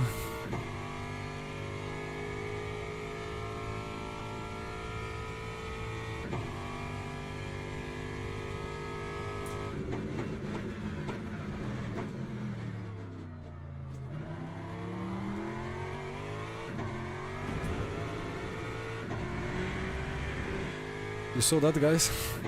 Not a cut.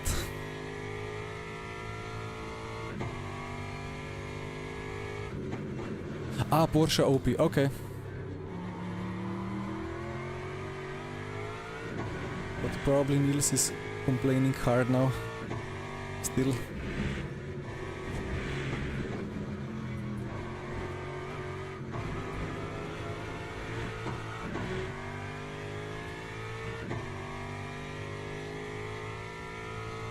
I took too little fuel.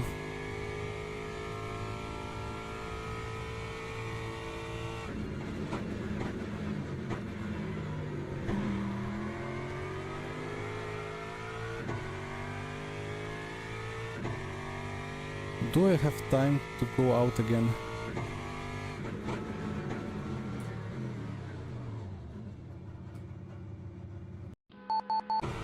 No time to adjust fuel, anyway. I would have time to adjust fuel. Well, now we are where we are. quickly warm up the tires, like Michi did at Fuji last time.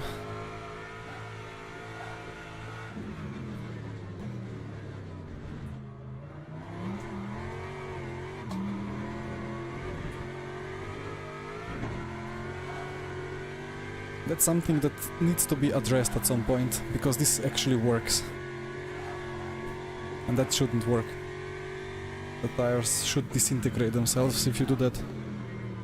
But they just casually gain temperature. I mean, I have not tried it on the new tire update, but I don't think it's any different than on the old.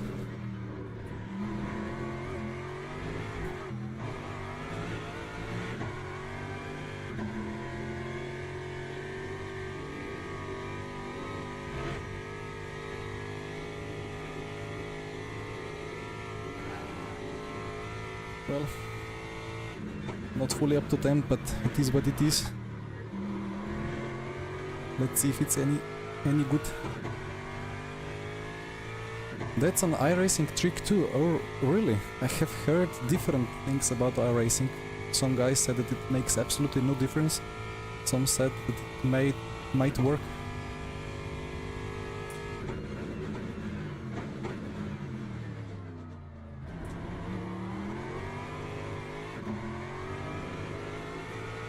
Where is my rear? Why is Delta green? I don't understand. Anyway.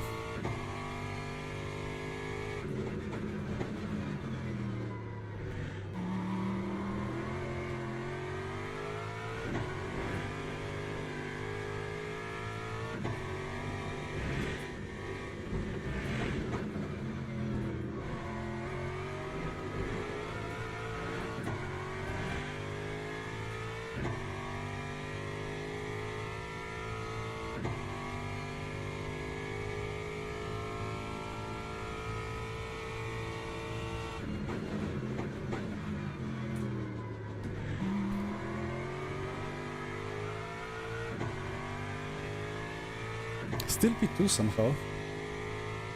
In a sea of Porsches. Okay.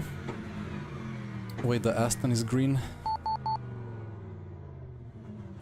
I don't have a green preset, oh no.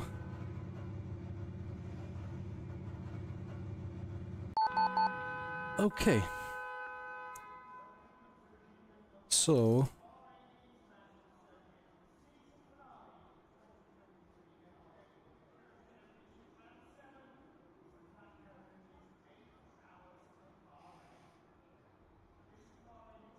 what the default fuel ratio was, but okay. Alright. Let's not close the stream again on the formation lap.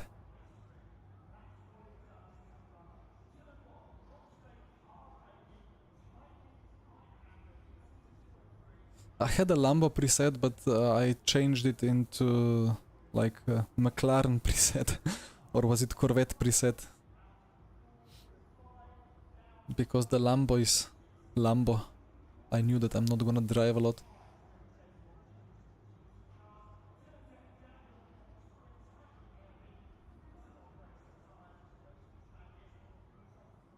CDA Top Pop. Hi honey, yeah, I don't know what CDA has been smoking. Tried a setup at Spa. Was undrivable. Slower than the default. Well, maybe not updated yet, I don't know. Oh, no warmers. We start with actual cold temps. That's a first.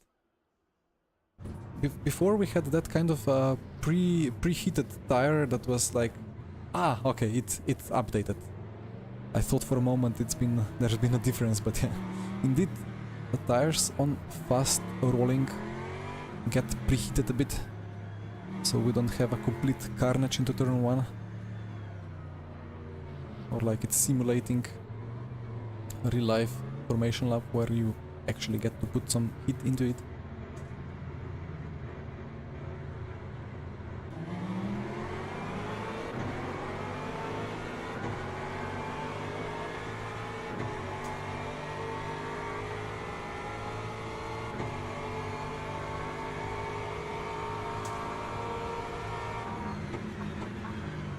Wish I had more visible cars.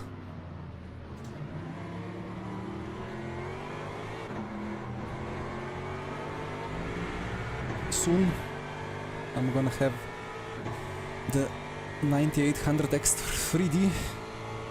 Very soon.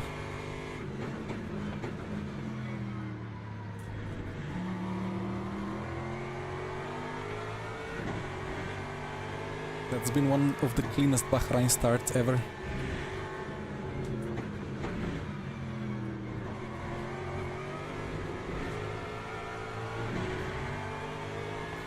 Still, one spin is still one of the cleanest. Right, so how to get around Mr. Nils?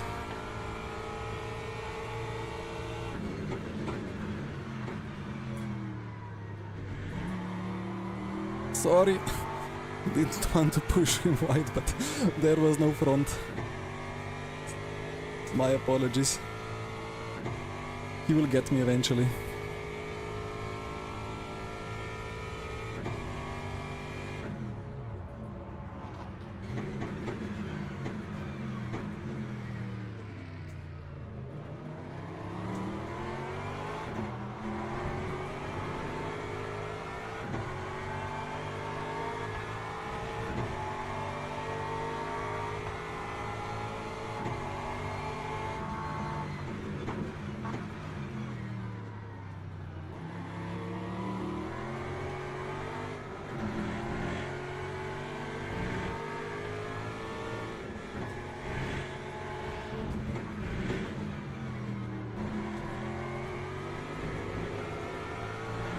Now this Aston is for a moment that there was a bugged GT3 with crazy power. The Aston is really good through the chicane. What is that guy doing?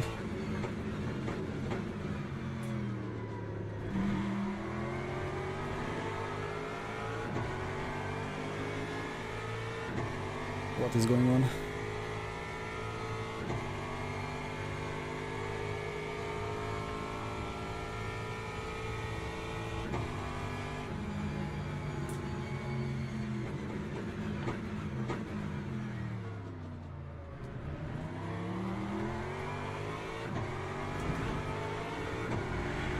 I mean, green track limit, should I use it or what? Is that a self-BOP? If the Aston is a bit slower than the Porsche, I can cut turn to a bit more and then BOP is good again.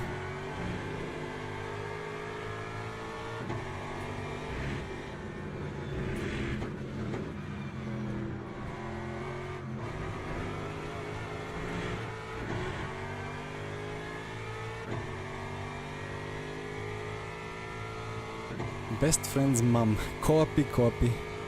We are hugging.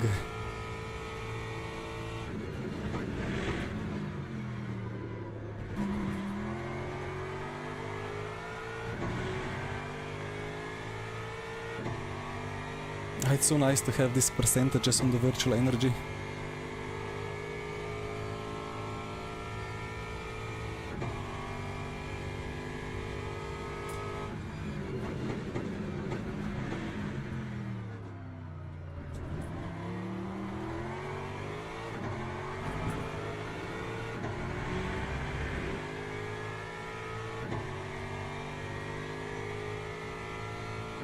Keyboard driver, yes. Well, somehow the toe needs to get broken, right?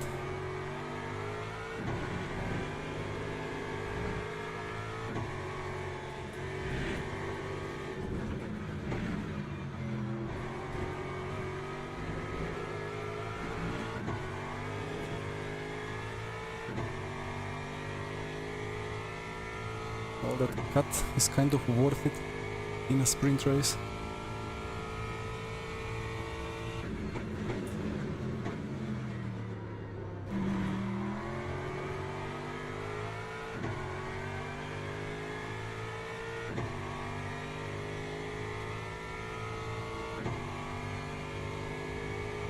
Or the tires. The rear is actually a bit hotter, interesting.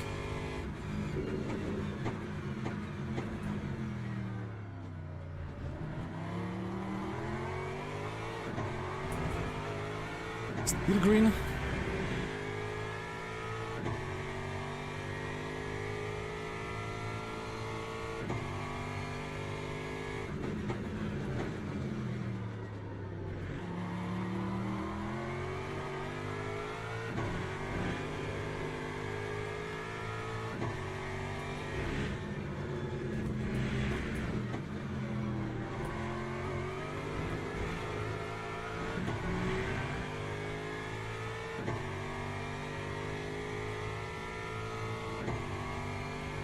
Hi, Ayus. Keyboard warrior. Well.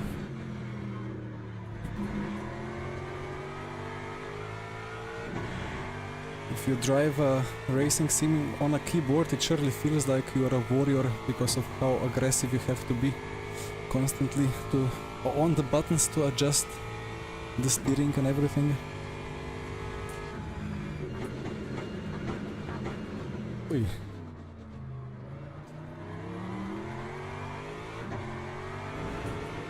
I'm gonna blame the ABS. I need more TC.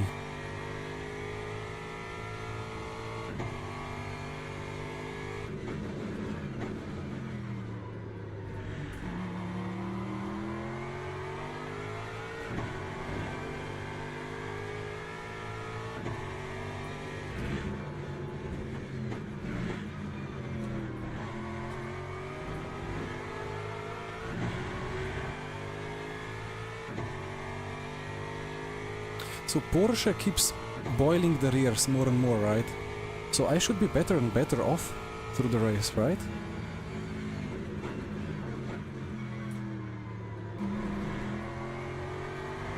Eventually his rear will be surface of the sun.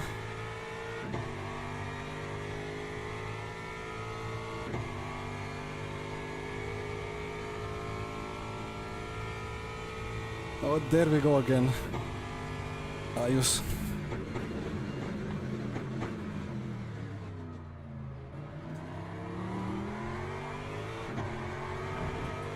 And that's not even a green cut.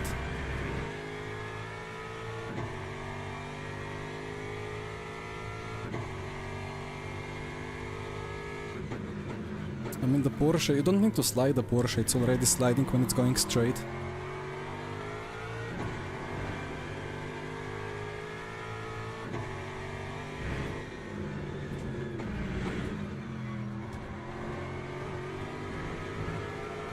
Ah, there we go. Found the limit. Half a point for that. Okay.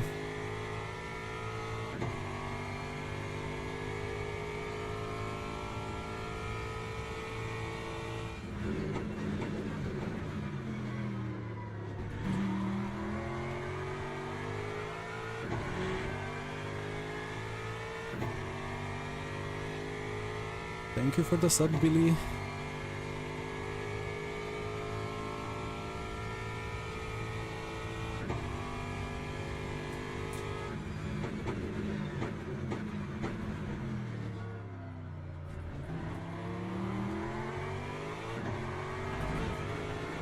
And that's still green, like I'm cutting more and more and it's still green. I mean, I'm not really gaining much time there anyway.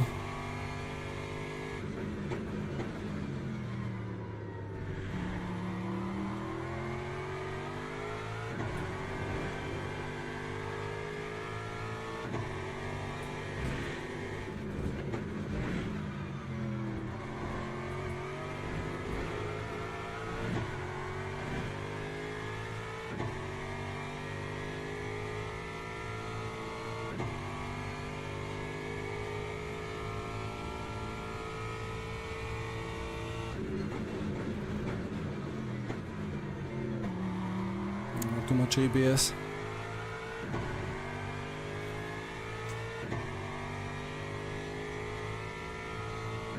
Dan, give me BOP and I will beat him.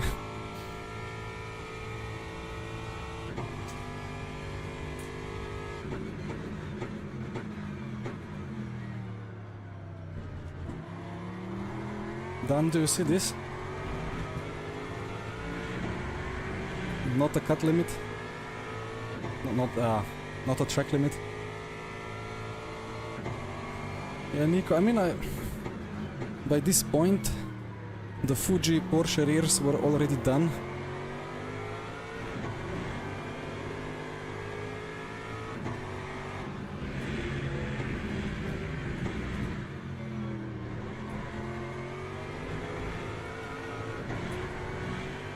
He's still pulling away. I mean, when you have what, 2/10, 3/10 BOP advantage potentially, then you can drive slower and preserve the rear.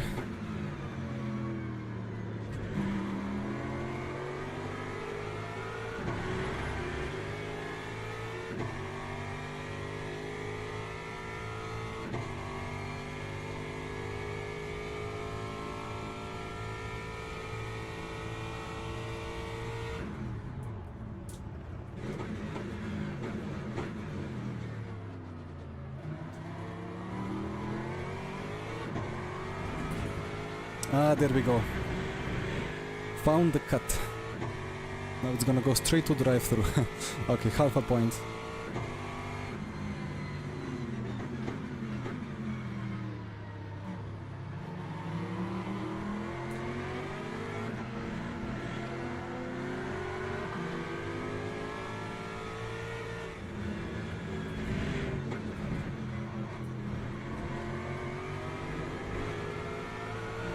Not even an endurance event, but the traffic is unlucky. It's unbelievable.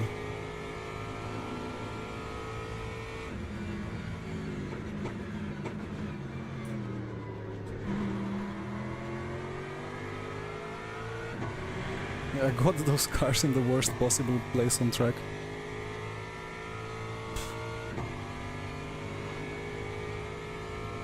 I did save a little bit of energy though.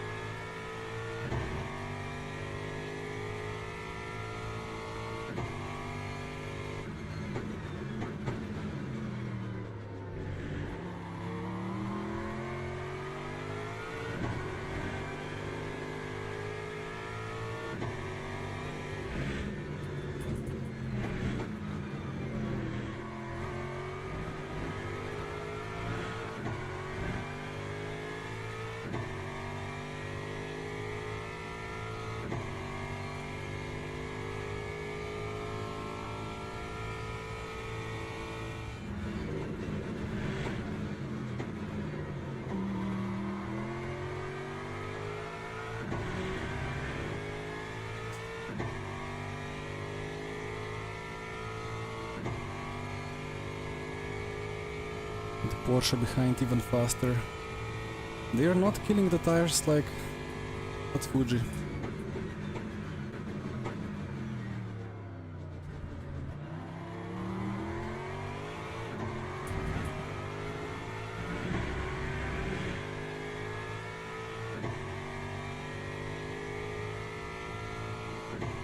He's complaining about tire temps. Copy. Took him a long time. I complained during qualifying already at Fuji, so...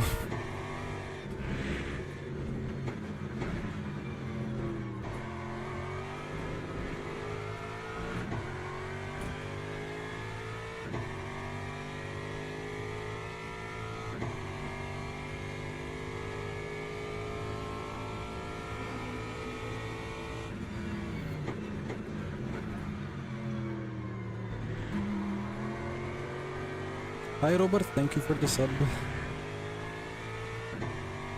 So 8 more laps.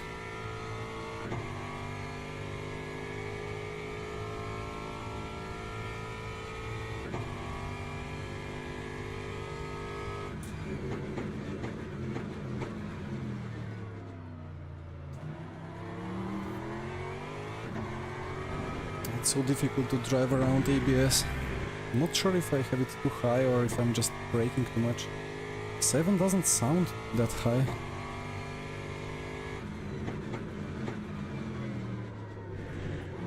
I'm just trail braking too aggressively, I suppose.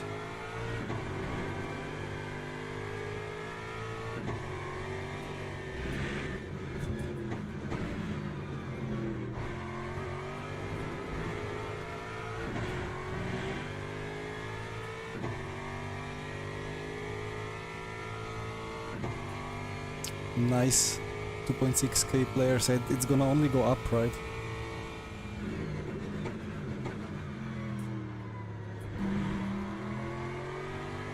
Looking forward to those special events. Yeah, the Spa 2.4 on Sunday is gonna be crazy.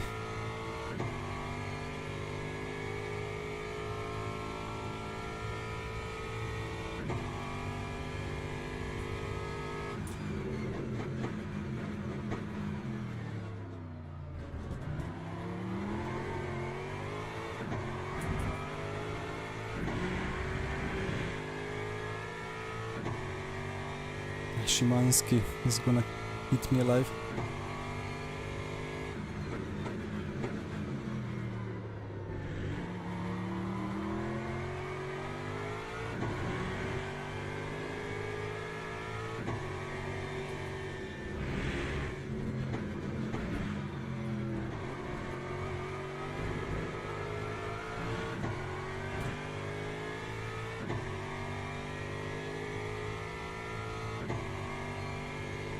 Yeah, Nico, exactly. I mean, I was looking at the amount of players in the beginner races in past weeks. It did touch 400 sometimes, even before the update, so... And that's quite a big number even for iRacing dailies.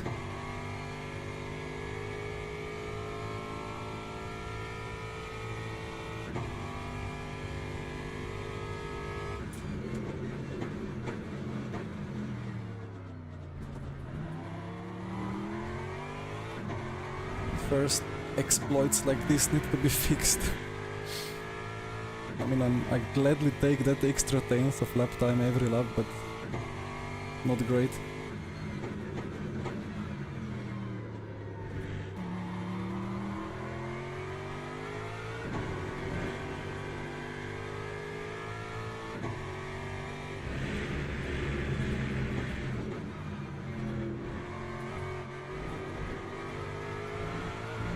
Messy chicane. So much time lost. It's really crucial to nail that first apex.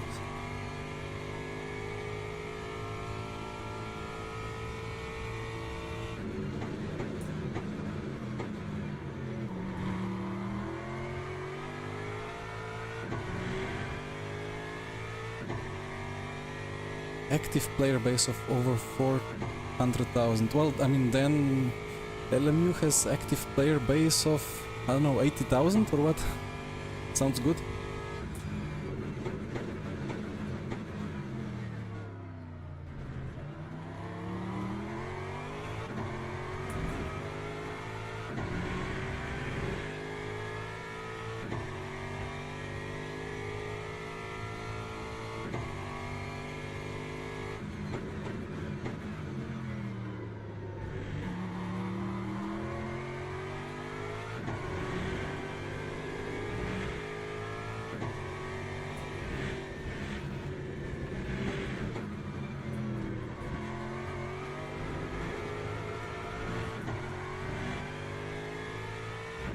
Porsche is not dying.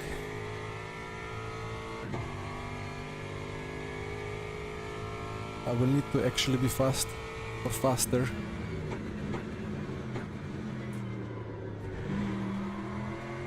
And their tires will cool down at the pit stop.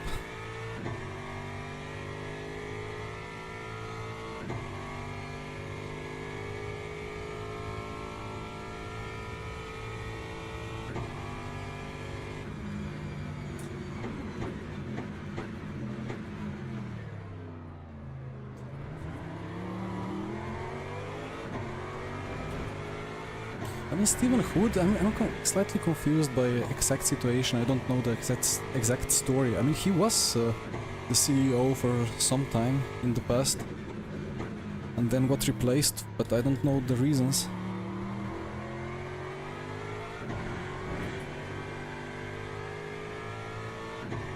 but at the moment it looks like... Oof. Ah, that was a nice rear touch of the curb, and now I'm dead.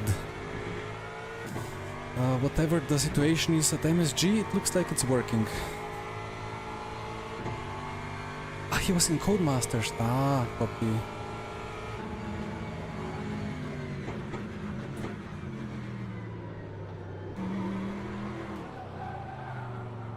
Okay. Unlucky. Do I just take the pits now? Nah. I am not sure about the pit stop settings. Okay, why did the rear do what it did?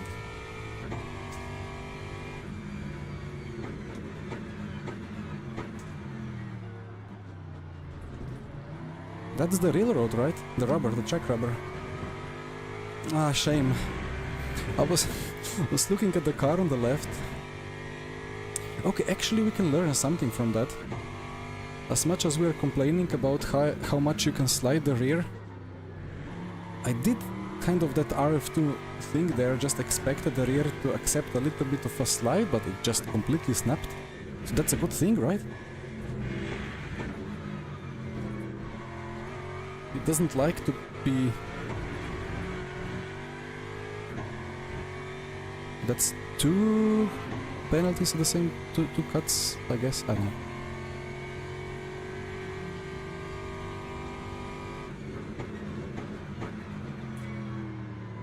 Yeah, I was watching the Porsche going off and I thought, well, easy run on the inside. Anyway... Unlucky. Or unskilled. Maybe I should just stick to the Mustang and to the BMW and then all is good.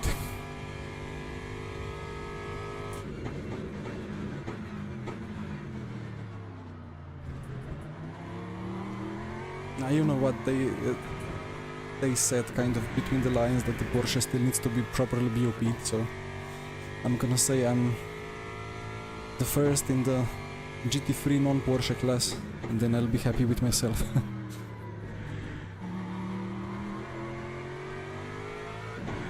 Shame, it was a nice race, right? I mean, Niels was slowly but surely pulling away on average.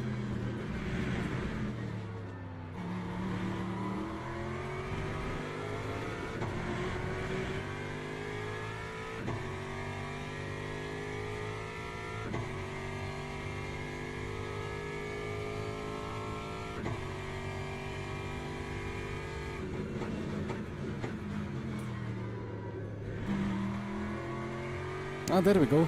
He watched me drift. And I was 1 lap longer. So that was a bit of an advantage for me that I cannot use anymore now.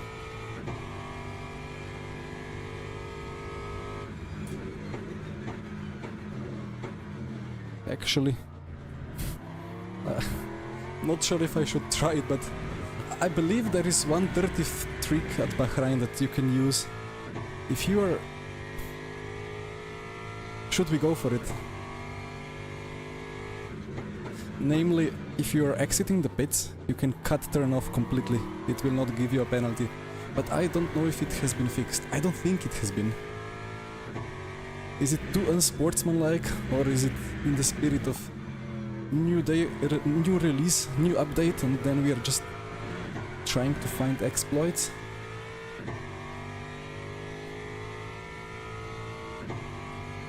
Hello Jan. Archie, do it for the memes. I mean, can do it for the memes, right?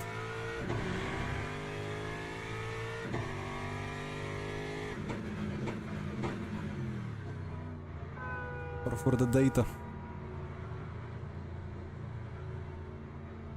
Jordi, oh, exactly. Remember now. I forgot about it. So many names, so many usernames. Hard to remember them all.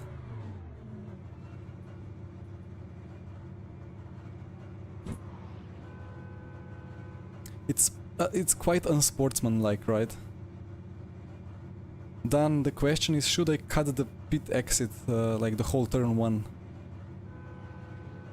I don't think it will give me a penalty, but I think it's that we have reported it already. It's a known bug, so... Geneva Convention.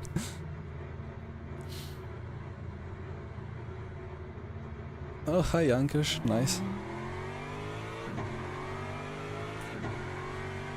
Well, I don't feel dirty enough, I'm sorry.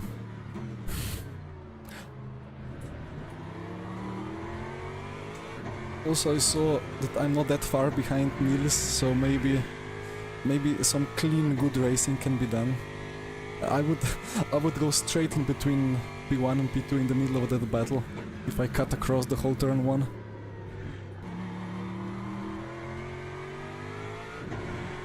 It's just kind of random beginner race, but it's still a race.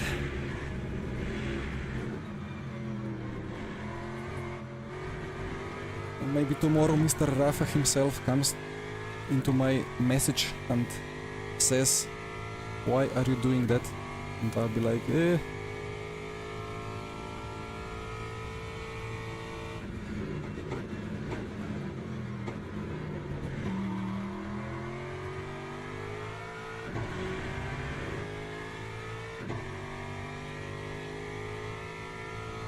I'm already abusing the game quite a lot now by exploiting turn 2.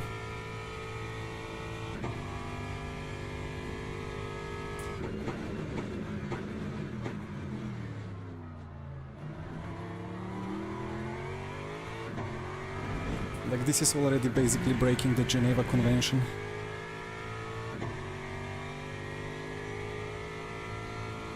Hi Camille. Cars feel good, like the Mustang is the best for me now. Obviously I'm yet to try all the old GT3s. Aston is alright. It is a little bit rear biased, so in these fast weight transfers you have to use the weight transfer to kind of rotate by the rear in the chicane. But the Porsche, I don't know, Porsche is broken. Or at least it's broken at Fuji. They seem quite stable here at Bahrain.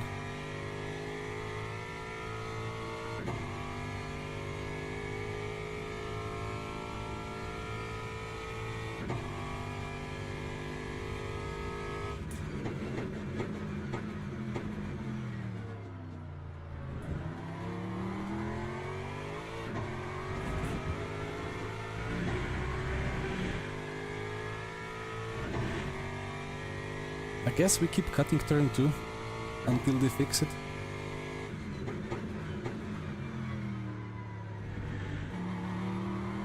Probably will be the case for the weekly race, or like for the special event on Thursday, Friday and Saturday as well.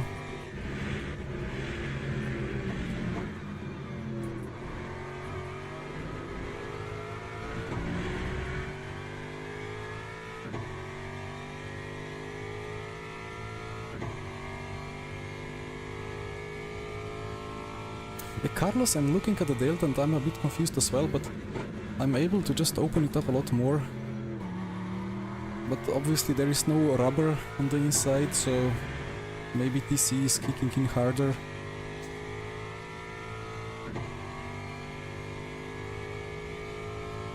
At least my pace is good now.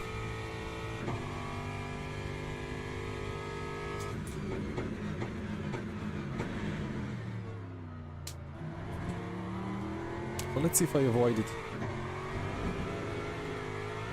Nah, it's slower.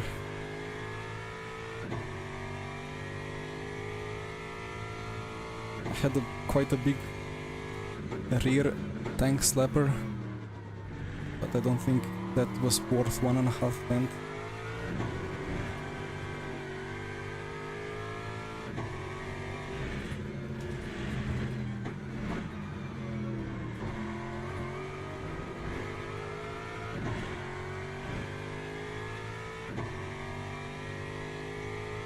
Niels has overfueled by like 2 laps.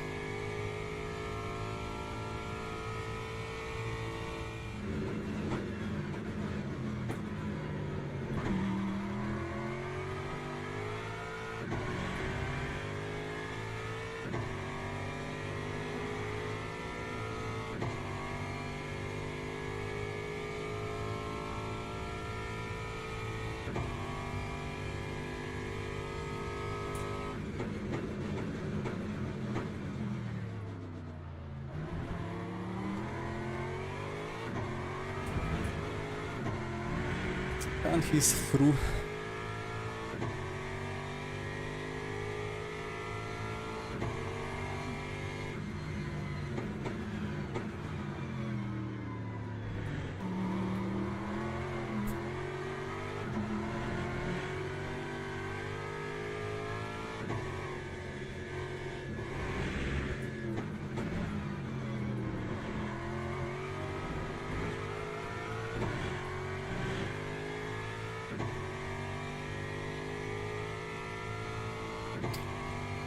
Tire seems to be more consistent. Yeah, probably they are.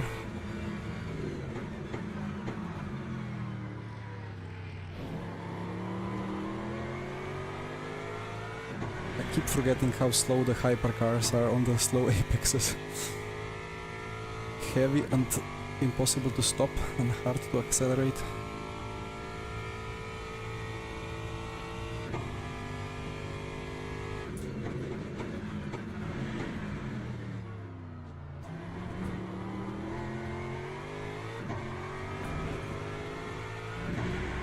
And of course it had to be me getting that dive bomb into the apex, losing 5/10.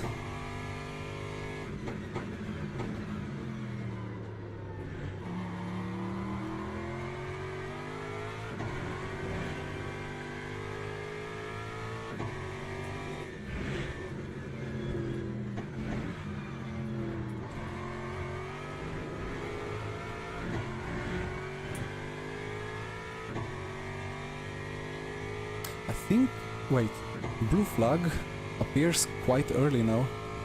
I think it was different before. I think it appears from a bigger distance now, which is nice. And of course, I get the traffic into the corner. P1, P2, get them on the straight. Well, okay, maybe Niels will be a bit compromised.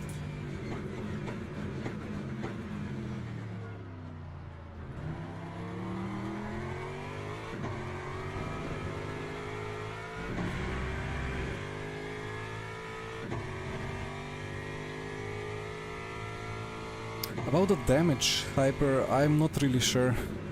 I think the tiny pedal damage was always a bit broken.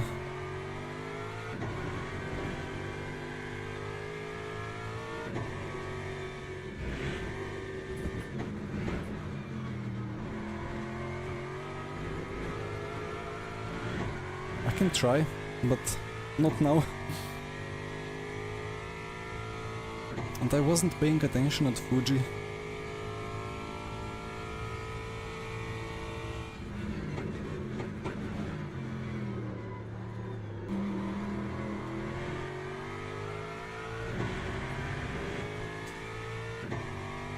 I don't know what to think of the tire. Like, it's at the same time it's accommodating for quite a big of a slip angle, but it doesn't like to be slipped in most circumstances. I don't know. I think here at Bahrain, if I am not on the rubber line, then a little bit of rear slip angle can easily mean a big moment. But on the rubber line, I can slide like that. I mean, now it's really overheating it.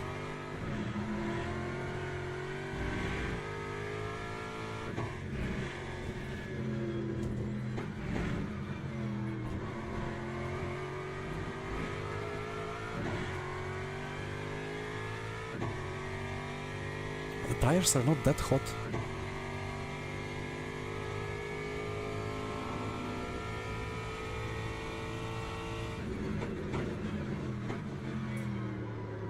I'm just worried for the special events, like the 2 hours of Bahrain and then 2.4 of Spa. Like it will be a Porsche fest, right? There is no way around it. I think the Porsche is just that much faster. If you take anything else, you will not win. And the BOP patch will not arrive in time this week.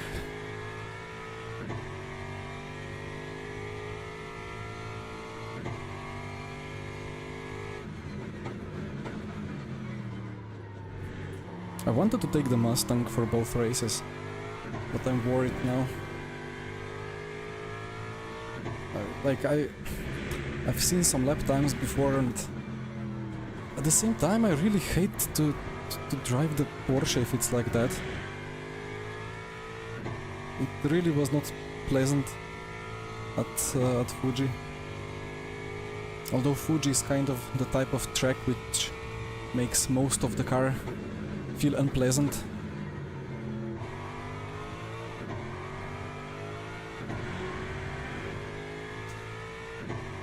Cannot imagine Spa and Eau Rouge with the Porsche. But yeah, I heard and saw that the lap times there are pretty crazy with the Porsche.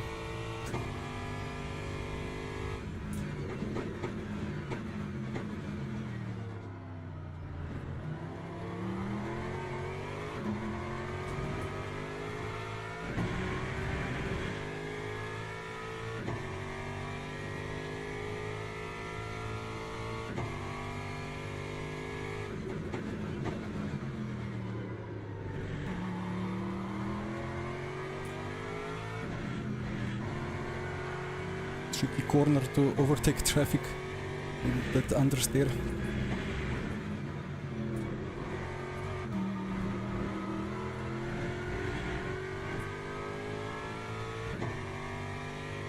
I'm thinking, like in RF2, Aston was usually the car that wore the tires the most.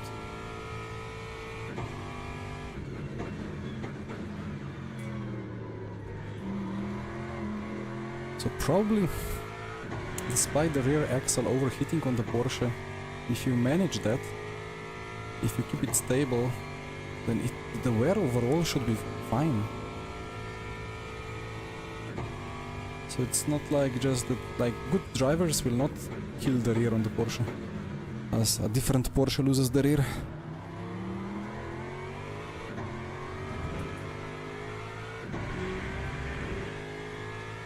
I've not tried the McLaren yet.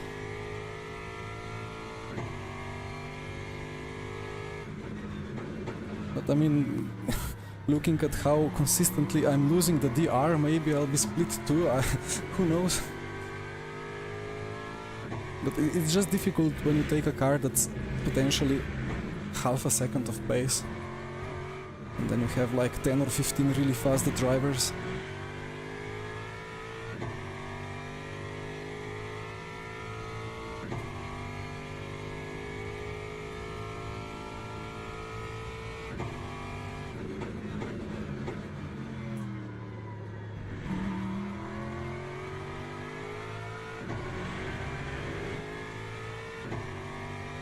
I feel so silly. This would have been a really good race. I think I would be leading, right? I would be leading after the pit stop. Or I would be in a big battle with Szymanski and then Niels would be behind. Oh well. Not every race can be a thriller, right? Oh, that's the sad story of sim racing streaming. Hard to make it consistently good or like consistently thrilling. Or consistently full of content.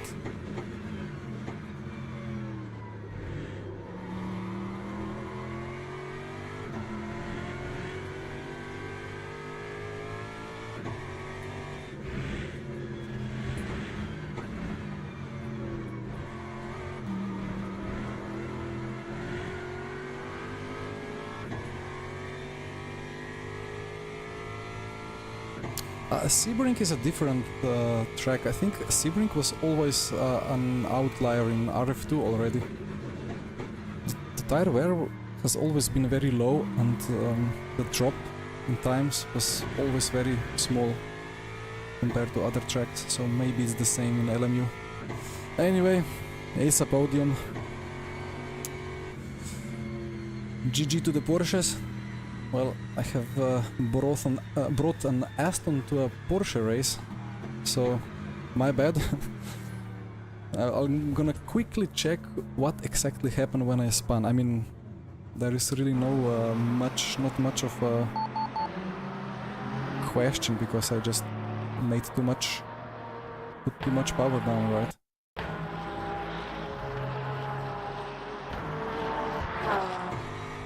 Wait, I think he overtook me first, right? Ah, it was there. It was there. So very slow on the entry. I was leaning on the rear left a bit here, I think. Maybe... I think it's just the rubber, right? Like you see the marbles and the rubber, like there is actually physics here that the marbles... You can make... I believe you can make the marbles basically have zero grip. Obviously here I don't think that's the case, but they surely have significantly less grip than the racing line. And I had just a rear left on that. Could be the marbles. Well, at least I caught it, kind of. But yeah, I mean, the car was pushing through the corner. I kind of missed the apex, and then I was, yeah, trying my best to make it rotate. And then I was like, yeah, I'm just gonna smash the throttle. Oh, TC was kicking in, you see the green stuff flashing. But it was not enough. Oh well. Wait, Timothy didn't win in the end?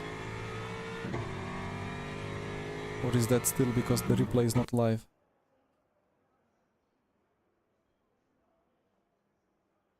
Maybe the Alpine is useless around there. Okay, well, let's check the situation.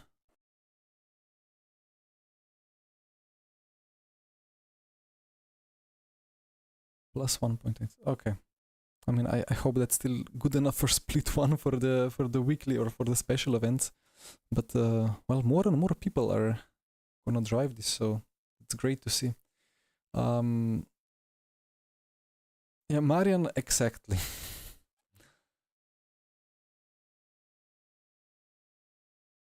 Yeah, slip angle, throttle, and marbles combined. I mean, like in hindsight, from outside, it's very obvious what happened.